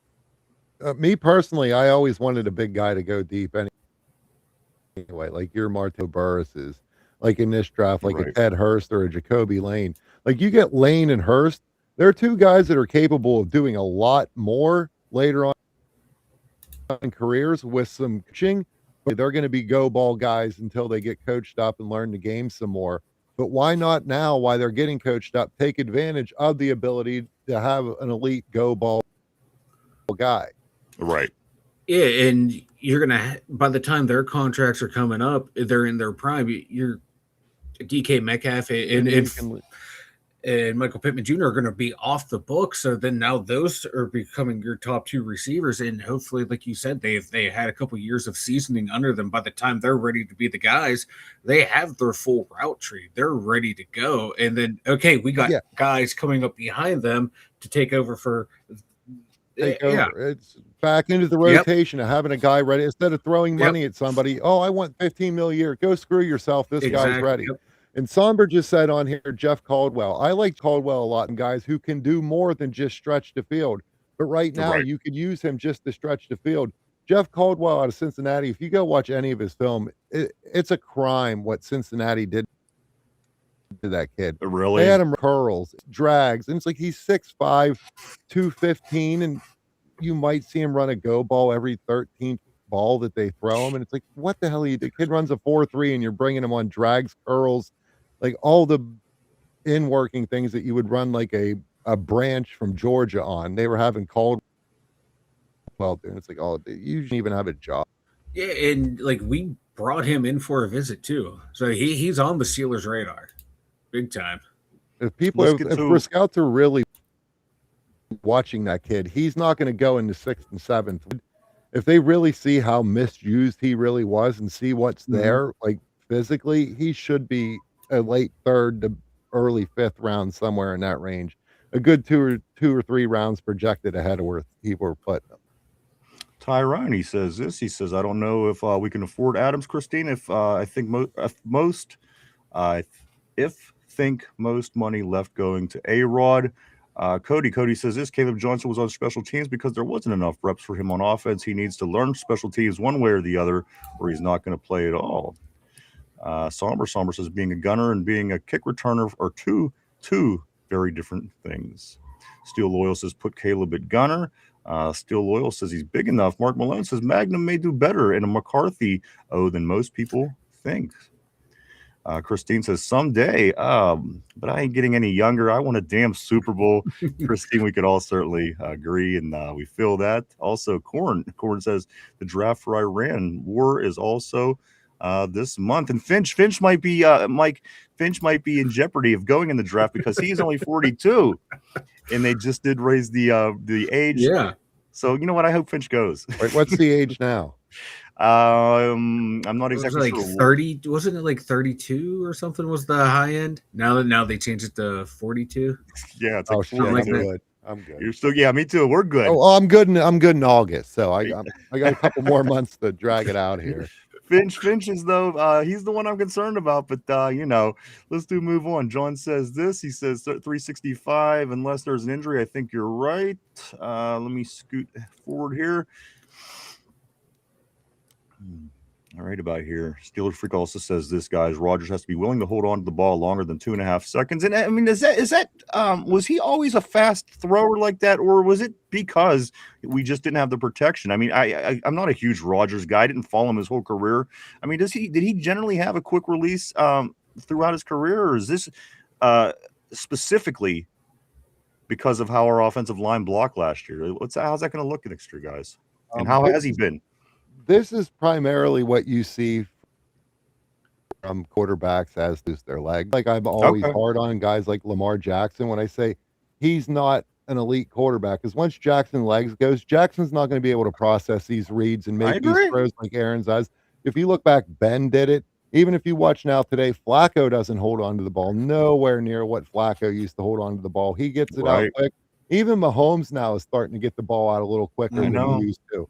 Well, as these guys get smarter, I think they realize there's more to gain in taking 3 or 4 yards a play than there is taking 20 every 3. You're right. Pick up 3 yards a play, you got a first down. Yep. And that's only 3 yards. Come on, it's 3 yards should, in theory, be easier than getting that 20. I couldn't agree more, RB. Somber, this is that message that we did talk about briefly, or a guy like Jeff Caldwell, late round guy, big, strong, fast, limited production, could be a gem. Tyrone says Steeler Freak got to fix that left side of the offensive line. Steeler Freak says maybe the Great Wall of China could protect that statue. Cody, a comment here on Devontae. He says Devontae Adams had 14 touchdowns last year. Aaron Rodgers had like 25. He couldn't throw enough touchdowns to everyone. Adams does a lot of his work in the middle of the field, and we've already got a clogged middle of the field. Yeah. Somber says, I agree. Christine says this. She says, success of any rookie wide receiver is going to come from the quarterback play. I don't care what round they're drafted in. I couldn't agree more. And she follows it up by saying Skoranek is an awesome gunner. I love seeing Ben Skoranek out there playing gunner at the gunner position. It is a lot of fun to watch him. John says this. Folks believe that a 43-year-old quarterback who does here's something for you. Aaron Rodgers at 43 is just missing the draft. The draft line. If you think of it that way, my God, I think he'd be safe. I think he could leave if he had to. He can go on an ayahuasca trip somewhere. Right. Let's see. Let me finish that. Let me start over. Folks believe that a 43-year-old quarterback who does things his way and had the fastest release of all quarterbacks last year is going to change. I can pull up the same conversation last year, but he was 42. I don't think it's going to change. What he's doing is wrong. I think the scheme of how they were doing it was wrong, that where you were using mainly Gainwell to do this, as in when you can scheme tight ends, running backs, and other people to get the ball in their hands early and let them make a play. I mean, if you look at New England pre-Randy Moss, I mean, Christ, Brady had an average throw of like 3.9 air yards per attempt, and they won how sure did. many Super Bowls. You're 100% right. Steeler Freak says this: the best way to describe it is Rodgers became Ben dot caught quick dot pass. I'm not sure if that was intentional the way that's written. John says this also. RB is on it. Absolutely, sure is. RB's the man. Cody says this: Mahomes threw a behind the back pass guy. Does anything for yards. That's nothing. I've seen Carson Beck throw 27 no-look passes in one game. that guy hasn't looked at a receiver in years. How is that not talent? Let's go right here to John. John says this: the check down style is what D's want because of more chances for mistakes. Explosive plays are more important than takeaways now. And then one more here. We're going to jump into as we are rounding third actually on the show here. Christine says Brady won a Super Bowl at 43 with a great supporting staff. Is an immobile pocket quarterback. There is no reason that Rodgers can't do it. You know what? I'll take it. Go ahead, Mike. No, I like when you put it that way. Put it that way, like I'm not against it. I mean, it's not like Stafford's the most mobile guy either, and he's been to how many Super Bowls in the last 5 years? Exactly. You're right. John says time will tell. I believe old guys don't like it, and you're more than likely right. Definitely don't have that same fire that you did when you were 22 years old coming into the league. Certainly 20 years later, for sure, after making all your money and living life. And, I get it. Mark Malone, he says this: send Derpy. He can Derpy. He could be the modern day Leonard of Full Metal Jacket. Oh, Jesus God. Well, which one was Leonard? Leonard was Pyle, wasn't he? Yeah. Yeah. I can see that. Steel Loyal says, this is my rifle. There are many like it, but this one is mine. Hey, you remember that? When he was freaking everybody out before he blew his brains out. Christine says this: A-Rod rushed more than Stafford. Wow. Couple of things, guys, I do want to talk about. I do want to say this. They are contemplating adding another game to the Thanksgiving Day week schedule, guys. Of course, more games on Thanksgiving has happened over the years. It used to be just the two, the Detroit game, the Dallas game. Now they play the third game. Now they play a Friday game, or multiple games on Friday for Black Friday right after Thanksgiving. Guys, they are now talking about adding a Wednesday game. Adding a Wednesday NFL game Thanksgiving week. Just make this thing go the whole week around, whole year around. That is some of the talks as of late, guys. They are trying to possibly add an extra game on Wednesday. A lot of people go drinking. That's one of the biggest drinking days of the year. Could it make sense? Put a football game on. RB. Makes sense for local law enforcement with all the UIs they're going to have. They'll be funding their bankrolls, but Wednesday football, it's getting overkill. Just give me 2 days away. Even I think the Thursday stuff's overkill, to be completely honest with you. Right. I'm fine with Sunday and Monday. I can live with the Thursday. Just stop with the Tuesdays and shit. Monday, Wednesdays. See, my deal is this. I don't mind. I like football on my TV no matter what day it is. But at the end of the day, what that does though, it gives you more shit games. There's games like Arizona versus the Jets on a Thursday night. Nobody wants to watch it. If it's going to be a primetime game, make it a primetime game. Make it something that somebody wants to watch. That's all this is going to lead, because you're running out of good games. Yep. If you're, again, adding to another game to that week where you already have Black Friday, Thanksgiving that keeps expanding. So, I agree with you in that sense, RB. And then all this is going to lead to is another game in the regular season. Right. Another by week. You're 18 games. And here's my biggest thing. It's one of my talking points with this is they always want to talk about player safety, but they want to keep adding these games to send guys back out 3 days later to get them colliding with each other. And they're worried about, don't tell the truth. You just want points on the board. You don't want teams to play defense. But right. You'd be like the NBA for crying out loud. Quit playing defense. With all this stuff, they're going to start adding these games and stuff like that and keep doing all. They need to expand. For about 5 years, they needed off the 53-man roster stuff. They need to move that up to like 64. They need like a 64-man roster at this point. They're going to continue to do stuff. Absolutely. Like makes sense to me. Christine said A-Rod crushed. We did get that one. Tortilla says, if only Skylar Thompson had fast hands. Let's go to Somber. He says, what's your major malfunction, numb nuts? I could hear it. I heard it as I seen it coming up. I heard it in that voice. Wait. Did Tater rob Skylar? I think so. Wait, what's up? I think Tater did rob. Yeah. Maybe that's why he's he's very Tater. well been. Here, it's like a flex for him. He can, I jacked your 4-string quarterback. Yeah, I don't put it by him. I don't put it by this Tater. I don't put it by Tater. I don't.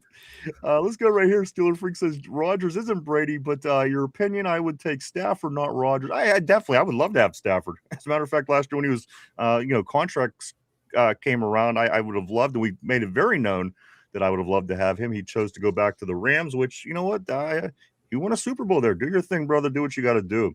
Stafford's the most underrated quarterback of all time. He might be top couldn't three. agree more. He could be the top 3 arm talent in the history of football. I couldn't agree more. With like Marino and Rodgers and Stafford. I agree. I've been saying that for years. Still Loyal says this. He says, laugh my ass off, Somber. I was about to type that. Cody says, Matt Stafford has Gary Busey teeth. Gary Busey teeth. Oh, Jesus God. Mark Malone, at Steel Loyal, Derpy would have a dozen jelly donuts in his foot locker. Derpy. He would be the one. He would definitely be the one. And then he would he'd be standing there eating it while we're all doing push-ups around him. Go right here to Cody. After playing the Chiefs on Christmas, I don't want any more holiday games. That did leave a taste in our mouth for sure. Cody says NFL will probably have us play the Bills or the Eagles or the Seahawks on a holiday. John says this: we need more weekly games for more contracts, for more subscriptions, for more cost for tickets, for more cap space, betting, fantasy, make shit up. You know what? And now we have streams. I seen something the other day. It was facetious. It was somebody saying that every game in a baseball game was on a different streaming site, which it was just somebody messing around, just joking. But can you imagine if that's what it gets to? You watch the first quarter on Amazon, and then you gotta, just because of the way this shit's going and the way people's making money with these streams. Can you imagine having to go to multiple? FCC's looking into this? No, what? Well, apparently a lot of these contracts are awarded to broadcasting companies, which get about 90% of their funding from the government. And Right? now they're paying for these contracts and being stripped games to go to streaming service. And the FCC is starting to get pretty upset about it. No shit. And it's kind of getting ridiculous, man. I mean, come on, if you want to watch 5 games, you got to have 3 different streaming services. It's retarded. How is this good? This can't be good for anybody except for Or them, you of course. go get one of them old new school black boxes and hook You're up right. to your internet. Absolutely. Well, yeah, there's a lot of places. Yep, you take a Yep. little fire stick in, you got everything. And that's the way the show to leg is to quit spending your damn money on them. You get Yeah, tired of spending the money, then quit spending all your money on it, and they'll learn real fast. You're right. That's what they understand. Let's go right here to Christine. She says this. I was saying Rodgers is Brady, but at 43, they were similar, and I would always take Stafford over anybody. You're kidding me? That would make me too excited for sure. No, we got your point. I hear you. Hey, I'm all aboard, man. If we could get a Super Bowl with our 43-year-old quarterback, I would be all for it. Stafford still does have game. No two ways about that, John. Stafford's a beast. As RB said, totally underrated, and I don't even know why he doesn't get the credit that some of these other guys get around the league. And Lamar Jackson, who just doesn't get it done consistently, is constantly the MVP. He's going to do this. He's going to do that. Stafford is the guy that actually goes out and gets it done every year in, year out. You don't hear them giving him those accolades. So it's kind of crazy. Is that just a case of politics in sports? Just is it the same thing as in your high school with the kid whose dad is the coach and this and that? Does it ever really change? Because if it doesn't, why in the hell does Matt Stafford not get the attention he deserves? I don't know, because like in Detroit, like he was putting up mad numbers and no one talked about him, and Well, he in was dragging that team to just like anything that they accomplished was because of him and Megatron, and then they ship him out of Detroit. Now Detroit shits on him, and he goes out to LA and is just still slinging it and winning. And the beauty won the of that Super Bowl and everything, and it's like, dude, I was never a real big Stafford fan, and towards like the end of his run in Detroit, I started to really like him. Like, oh my god, this guy is actually legit. He's the not just out beauty there. of it was Jared Goff went to the Lions. That was what made this the most beautiful. That's what made this poetic justice, because now you see this quarterback that went and lost to the Patriots in the Super Bowl 13-3. He put up 3 points in the Super Bowl. Jared Goff did.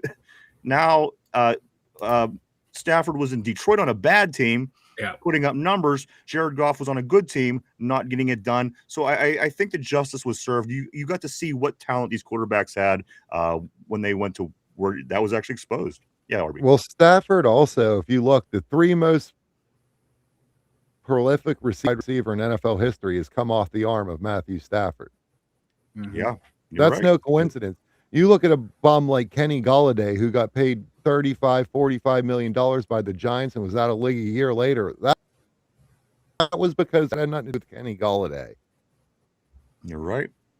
Christine says, Cody, tell me about it. I woke my son up, canceled Christmas, and made him help me take my black and gold Christmas tree out to the driveway for garbage to pick up. I love the fire of Christine. Tater says, Grandpa, we love you. Grandpa, we do. That's right. We'll take him back, and we're going to beat your asses this year. There's no two ways about that. Let me scoot along here to Brandon. I want to say welcome to the show. Brandon says, Rodgers, a Bronco? Not happening. No chance. That would be the dumbest move ever, and it certainly would. But people were wondering where that 30 million number is coming from, Brandon, and that's where it's coming from is Denver apparently wants to give him a little bit of money. They're not sure what's going on with Bo Nix, but he'll be here in Pittsburgh, in my opinion. Tyrone says, Tater, we love the massage therapist. Somber says, I haven't missed a Steeler game since deployment, and I don't have cable. No point. Christine says, right, Stafford is amazing. That spiral. John says, I respect this podcast for not pushing those BF betting advertisements, those others that do the passive predators. You know what? And that was a goal that we set out. I wanted to do things that I don't want to do things that piss people off to tune in to watch you. I wanted it to be about football. I wanted it to be about this show. And you won't see all that bullshit on this channel. That was very intentional from the beginning. I don't want to put people through stuff they don't want to. We're happy to have people and come and talk football and Steelers and the end of the day, we don't push any of that bullshit, man. We thank you, John. We thank you for recognizing that. Cody says this: I have the Steeler Christmas tree. I wanted to wrap that shit up and throw it out the window instead. I stared at it till January when we got blown out in the playoffs. John says this deployment. You sound like you were with me in the 82nd Airborne, Death from Above.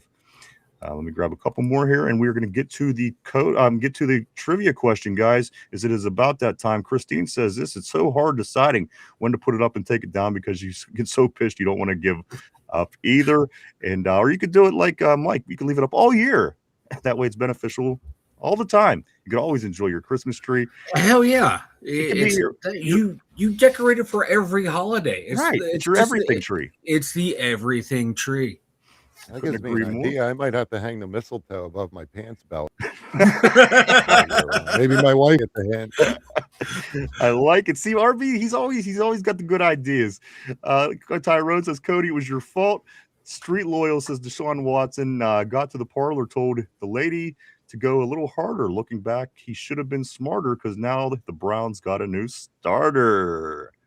I like it. What is the rhyming, man? We're gonna have to. I might have to go game ball too. Still Loyal. Somber says DDG 51 USS Arleigh Burke. There you go, guys. Mike, why don't you go and tell everybody about the website? We're gonna get into some Steeler trivia. All right, everyone, head on over to the2dumyinzers.com. I got my stuff over there. RB has articles. He got mock drafts over there. I got mock drafts over there. All around it on social medias over there. Check it out at the2dumyinzers.com. Go check it out. Lots of good stuff. Mike did, as I said, he kind of redid the whole website a couple months ago. I love going over there. All kind of good informative stuff by RB, by Mike, by Chop. Do go check it out. The website, www.the2dumyinzers.com. It's www.the2dumyinzers.com. Sommer says electrician's mate, second class, surface welfare. Cody says Mike has a Penn State Christmas tree. Never. Indiana Hoosiers. Is it really old? It likes to touch Mike when he walks by. That, I believe, is a Penn State Christmas tree. Jamal says bars. That's right. He was spitting bars, baby. And finally, right here, John says humans have an addictive personality and passive ass podcast take advantage. Hey, you're right. Absolutely right. We have, we don't have that. We don't have hidden agendas. And finally, Mark Malone at Cody with the Sandusky Angel on top. There you go, Mike. Sandusky Angel on top. Time to get into the trivia of the day. It's got to be sitting on like a dildo, though. Sandusky. And it just spins around. It's on a butt plug. Okay, let's get it right. Steel Loyal, the rapper Ty. Let's get into this trivia question of the day, guys. This is a question about the draft. Surprise, surprise, as they have been lately. Only 22 days, guys. Tomorrow, it's 3 weeks from the draft, the NFL draft in Pittsburgh, Pennsylvania. 3 weeks from tomorrow.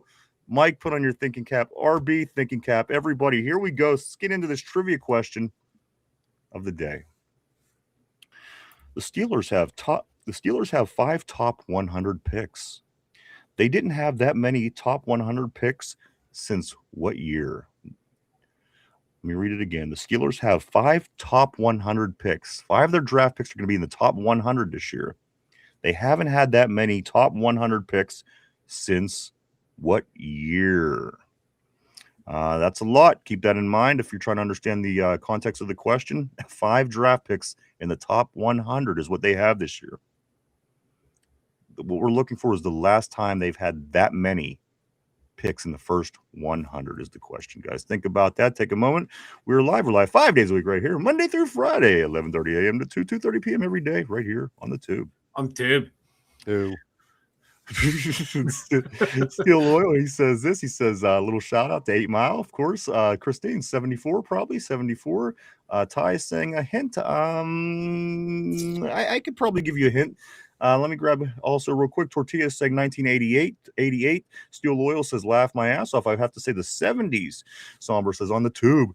Let me hear Mike's thought process before I throw a hint out there. Mike, any thoughts when this could be again 5 top 100 picks this year? That's a lot. That is a lot, and I'm trying to remember the greatest draft class of all time. I know the players involved. I forget the year. Here's my hint. It wasn't that class. Damn. Okay. Fuck. That All right, wasn't now, it. now I'm stumped here. Um, Ty saying 1973. Cody saying Bill Cosby. oh, okay. I have a guess. I got a guess. All right. So again, the question of the day: the Steelers have five top picks in the draft this year. They haven't had that many top 100 top picks in the top 100 since what year? Again, I mean, this is one of them questions. You got to take a stab. You don't know it. Yeah. Unless you know it, you don't know it. So Christine says 74 was Swan. Yeah, that was the big one. That was the big year. And that's my hint. It was not that year, if anybody was thinking that direction. Mike, let me start with you. Again, some different answers on the board: 73, 88. John Stallworth, Bill Crosby. I'm sorry, Bill Cosby is on that list for some reason. Bill Cosby in the 90s. Cody is saying. Steel Loyal says, here's where I got my Stallworth. I know we drafted Lynn Swan, Jack Lambert, and Jack Stallworth at 74. So I'm going to say 74. Still, that is my hint. It's not 74. So you might want to reconsider for a moment. Mike, what's your thoughts and what are you going to go with? We took Bradshaw first overall in 1970. Mm-hmm. We took Joe Green early in 69. So my toss up between those 2 years, I'm going to go 1970. 1970, and that's your final answer. That is the last time that the Steelers had at least 5 draft picks in the first 100, is what you're saying. Yeah. All right, so it's your final answer? Final answer. Locking you in on that. Mike, you are locked in on 1970. RB, I'm going to come to you. Same question. The Steelers have 5 top 100 picks this year. They haven't had that since when? When was the last time? Tyrone is also saying 1970, his final answer. And one thing that we know, it wasn't the big draft in the 70s that everyone often refers to. RB, what's your thoughts? I know early in football, the draft used to be like 15 rounds, and there were less teams. So I'm going to go. Hold on. Let me do one more thing to this question. It was during the Super Bowl era. Okay. All right. Mike, and if that changes your thoughts, please, by all means, you could change your answer. It was in the Super Bowl era. 1972. 72. Is this your final answer, RB? Yes. All right, I'm going to lock RB in on a 72. So Mike 1970, RB 72. Christine saying it has to be after 74. Ty is saying 1970. A bunch of different answers. 88 earlier on the board. One more time, and then we're going to give the answer out. The question of the day: the Steelers have 5 top 100 picks this year. That's a lot of picks in the top 100. They haven't had that many top 100 picks since what year? A lot of different answers on the board, guys. Somber says 6'9", 420, as he says every day. What the hell? Yes, that's correct. No, that obviously not correct. 1980s. What Tater is saying on the board, guys. The correct answer, of course, the last time that the Steelers had at least 5 top 100 picks in the NFL draft, 1999. Wow. 1999. Crazy. Correct answer, 1999. Steeler Freak says 74 is too easy of an answer. Absolutely. Tyrone says, Tater, this is the last time the Browns was good. And it wasn't even that. It was even further back, Ty. The last time they were good was the late 80s. Oh, man. This was a who's who of some misses in this draft class. Let's hear who these picks are, Mike. Troy Edwards, who actually had a pretty good rookie year, right, but turned out to be a bust. Scott Shields. He made it 1 year. Yeah. Joey Porter, really good pick. Chris Ferris. God. Remember them shoe ads? Yep. Yes. Famous Amos Saraway. Okay. He was productive. So that was the last of the top. Then you go 4th round, Aaron Smith, steal. Amos Zaraway was good because he had Jerome Bettis in front of him and he had to share time with Fu. I think Amos Zaraway did fine for what he was there for. Yeah, then Aaron Smith, Jeremy Tooman, Malcolm Johnson, Antonio Dingle, great name, Chad Kelsey, then Chris Brown. Chris Brown, the kicker from Nebraska, who ended up missing all those kicks. Remember that was when the kicking struggle started. RB and Mike, it was with Chris Brown at Heinz Field is when that all started. The whole thing. I remember that game. It was against the Texans. He missed like 4 in one game. They sure did. He sure did. And we hated him. And next thing you know, he was getting cut and we were bringing other people in. But Steel no, Loyal, Amos, yeah, Amos had a nice little career there. he was not, yeah. Yeah, I liked him. Yeah. Amos wasn't bad. He was the Huntley replacement. Huntley had just left the year Yep. before, and then they brought Amos in the draft to be that guy to come in between Fu and Bettis. Yes, and he was very strong. Remember, he could bench press. I mean, not bench press, but like squat like He a squat million like pounds. 650 or something. I Yes, think he still exactly. holds the West Virginia school record. I do think as well. I mean, it was definitely something that was notable. Somber says nickname was probably Barry. Somber says Dingle. LOL, poor guy. Mark Malone says famous Amos was Dingle wasn't bad though. Dingle had an okay couple see, out of all the seasons, names, depth. He was a depth guy. out of all those names, Dingle is the only one I'm not really remembering. I don't really remember Dingle. He played on the D line. He rotated in every once in a while. He wasn't terrible. The one that baffles me out of that class, Fields, was he started as a rookie. Yes. Yeah. Back to training camp, they cut him. He never got an extra starter all year. He got cut the next year, halfway through training camp. It was like the first wave of cuts. It's like, wait, we just cut our starting safety. What the hell? I know. Wasn't he the guy that he got a personal foul because the ref said he walked over an opponent because he hit the guy instead of walking forward, he stepped over him. He got the flag, and Cower and LeBeau chewed his ass out. And that was really like the last time I really remember a Scott Shields play was that moment.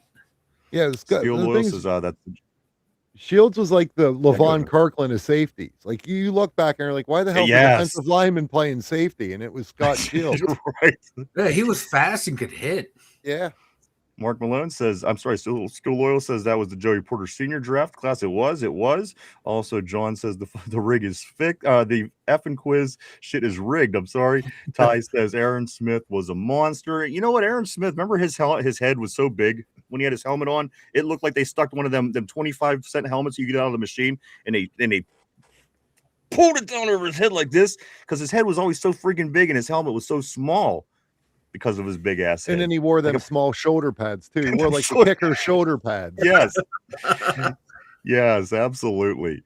John says, I wouldn't mind a discussion about how to improve ref performance for a podcast. And you know what? We might have that coming up because who knows what's going to go on with the referees and the replacements and all that. You just hire full-time guys hire them full-time and let them train and go sit through the processes in the off season. You can't be bringing in lawyers and accountants. I know. In the off season. I couldn't agree more. Michael, your thoughts on today's show? Let's go Aaron Rodgers to the Broncos and start the Will Howard era. Hey, you got everybody all worked up. You got everyone all worked up, right? Mike. I loved it. I had fun with that little conversation there. I like a lot of our fans with them every once in a while. I don't want to see all these people jumping off the Fort Pitt Bridge when Will Howard ain't nothing what they think he's going to be. I know. John says, how about a discussion for the 4-point field goals for over 65 yards? I like that with the UFL. I don't. RB does not like that. RB, what's your thoughts? Well, why are you rewarding somebody for not being able to move the ball? Here's an extra point because you could barely get the midfield, fucking lose extra point. There you go. All right.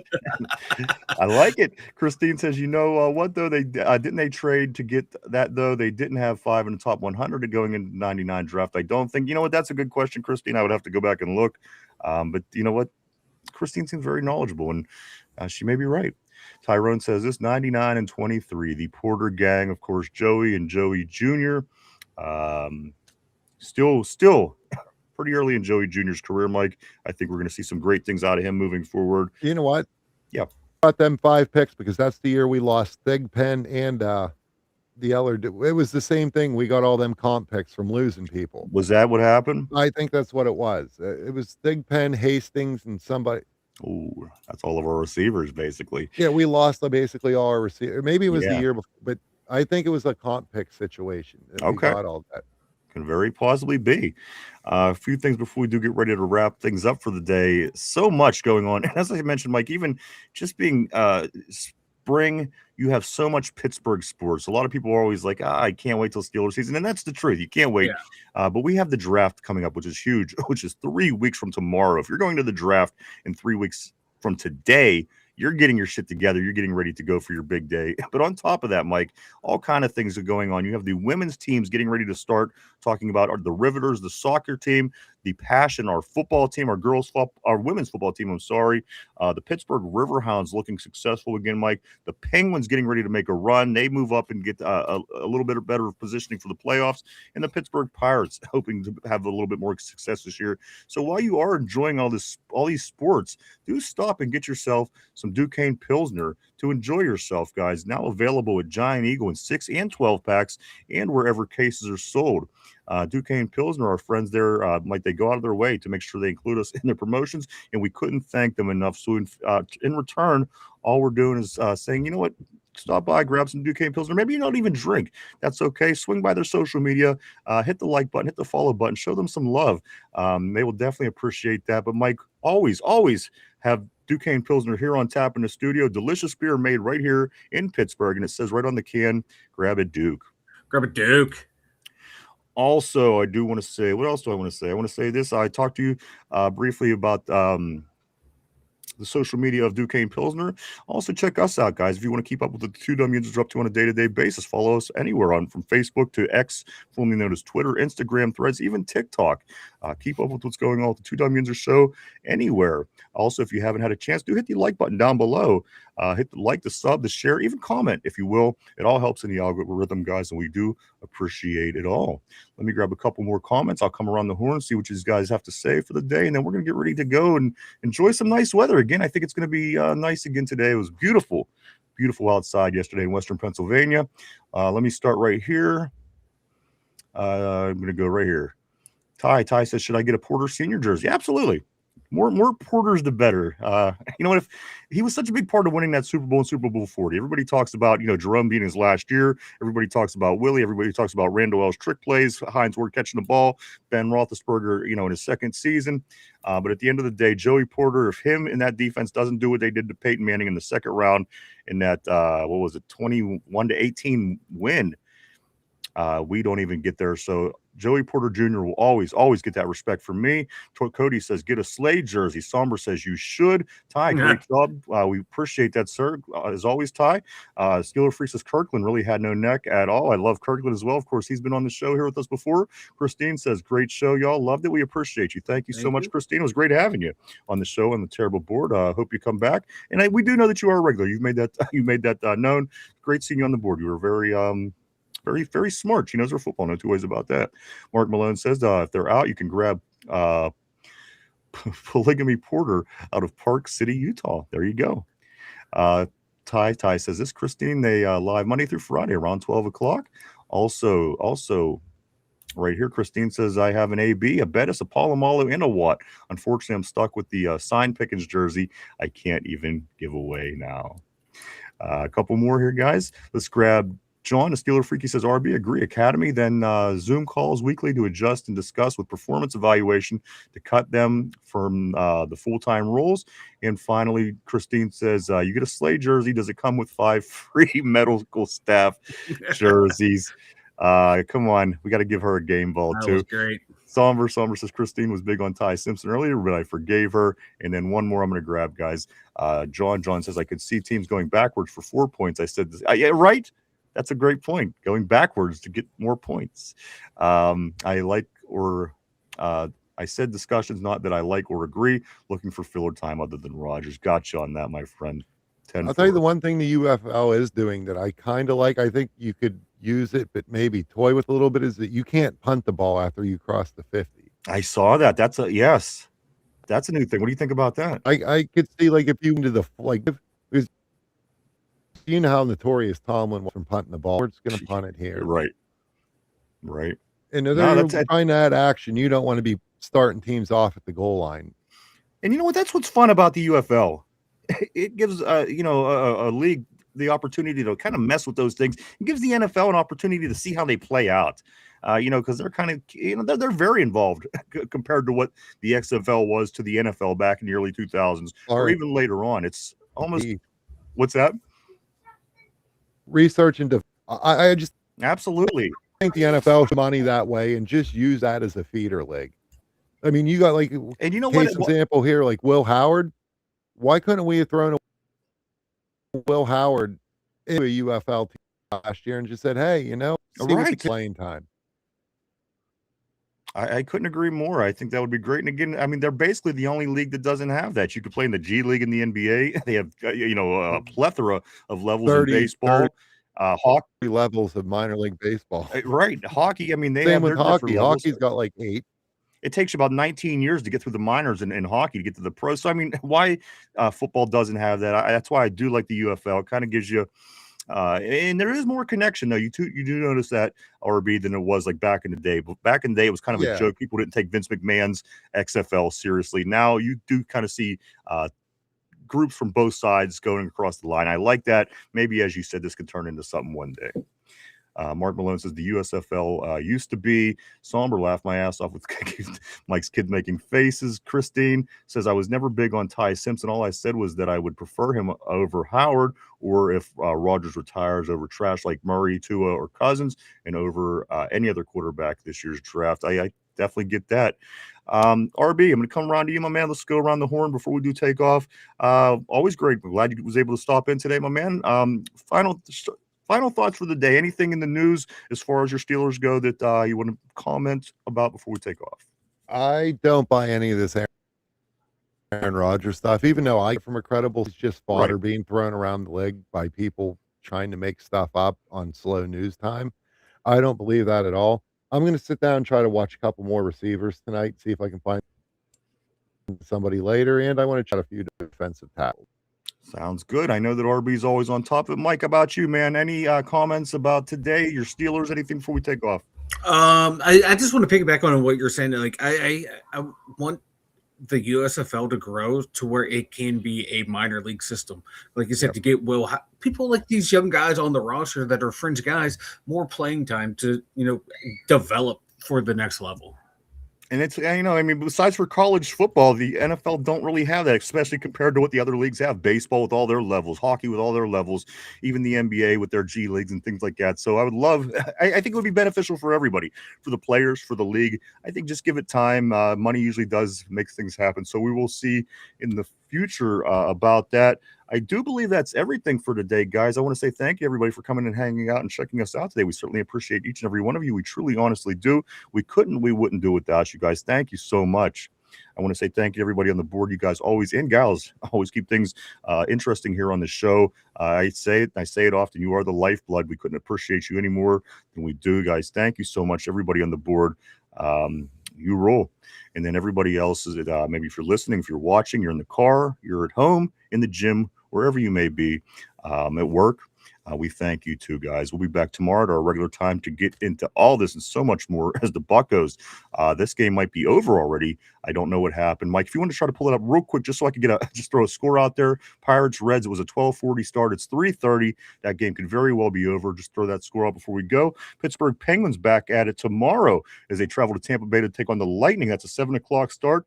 And again, the Pittsburgh Riverhounds off till Saturday now, getting their big tournament win yesterday, 2-0 over the Virginia Dream. Mike, Pirates, did they tie? Are they 3-3 or are they 2-4 going into their home opener on Friday? They win 8-3. Paul Skeens goes 5 innings, gives up 1 earned run, 3 hits, 5 Ks, and 2 walks. Pittsburgh Pirates 3-3. They tie up their record. They beat the Reds in a series 2-1. They're off tomorrow. They'll be starting Friday against the Orioles. They're starting their home schedule.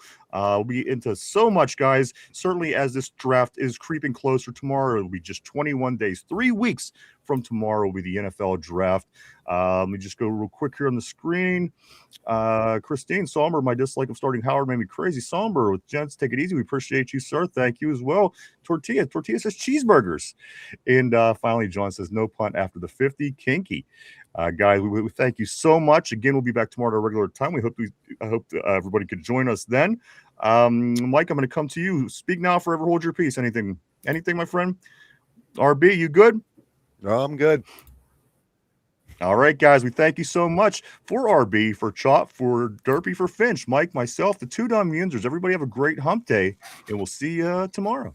Bye-bye.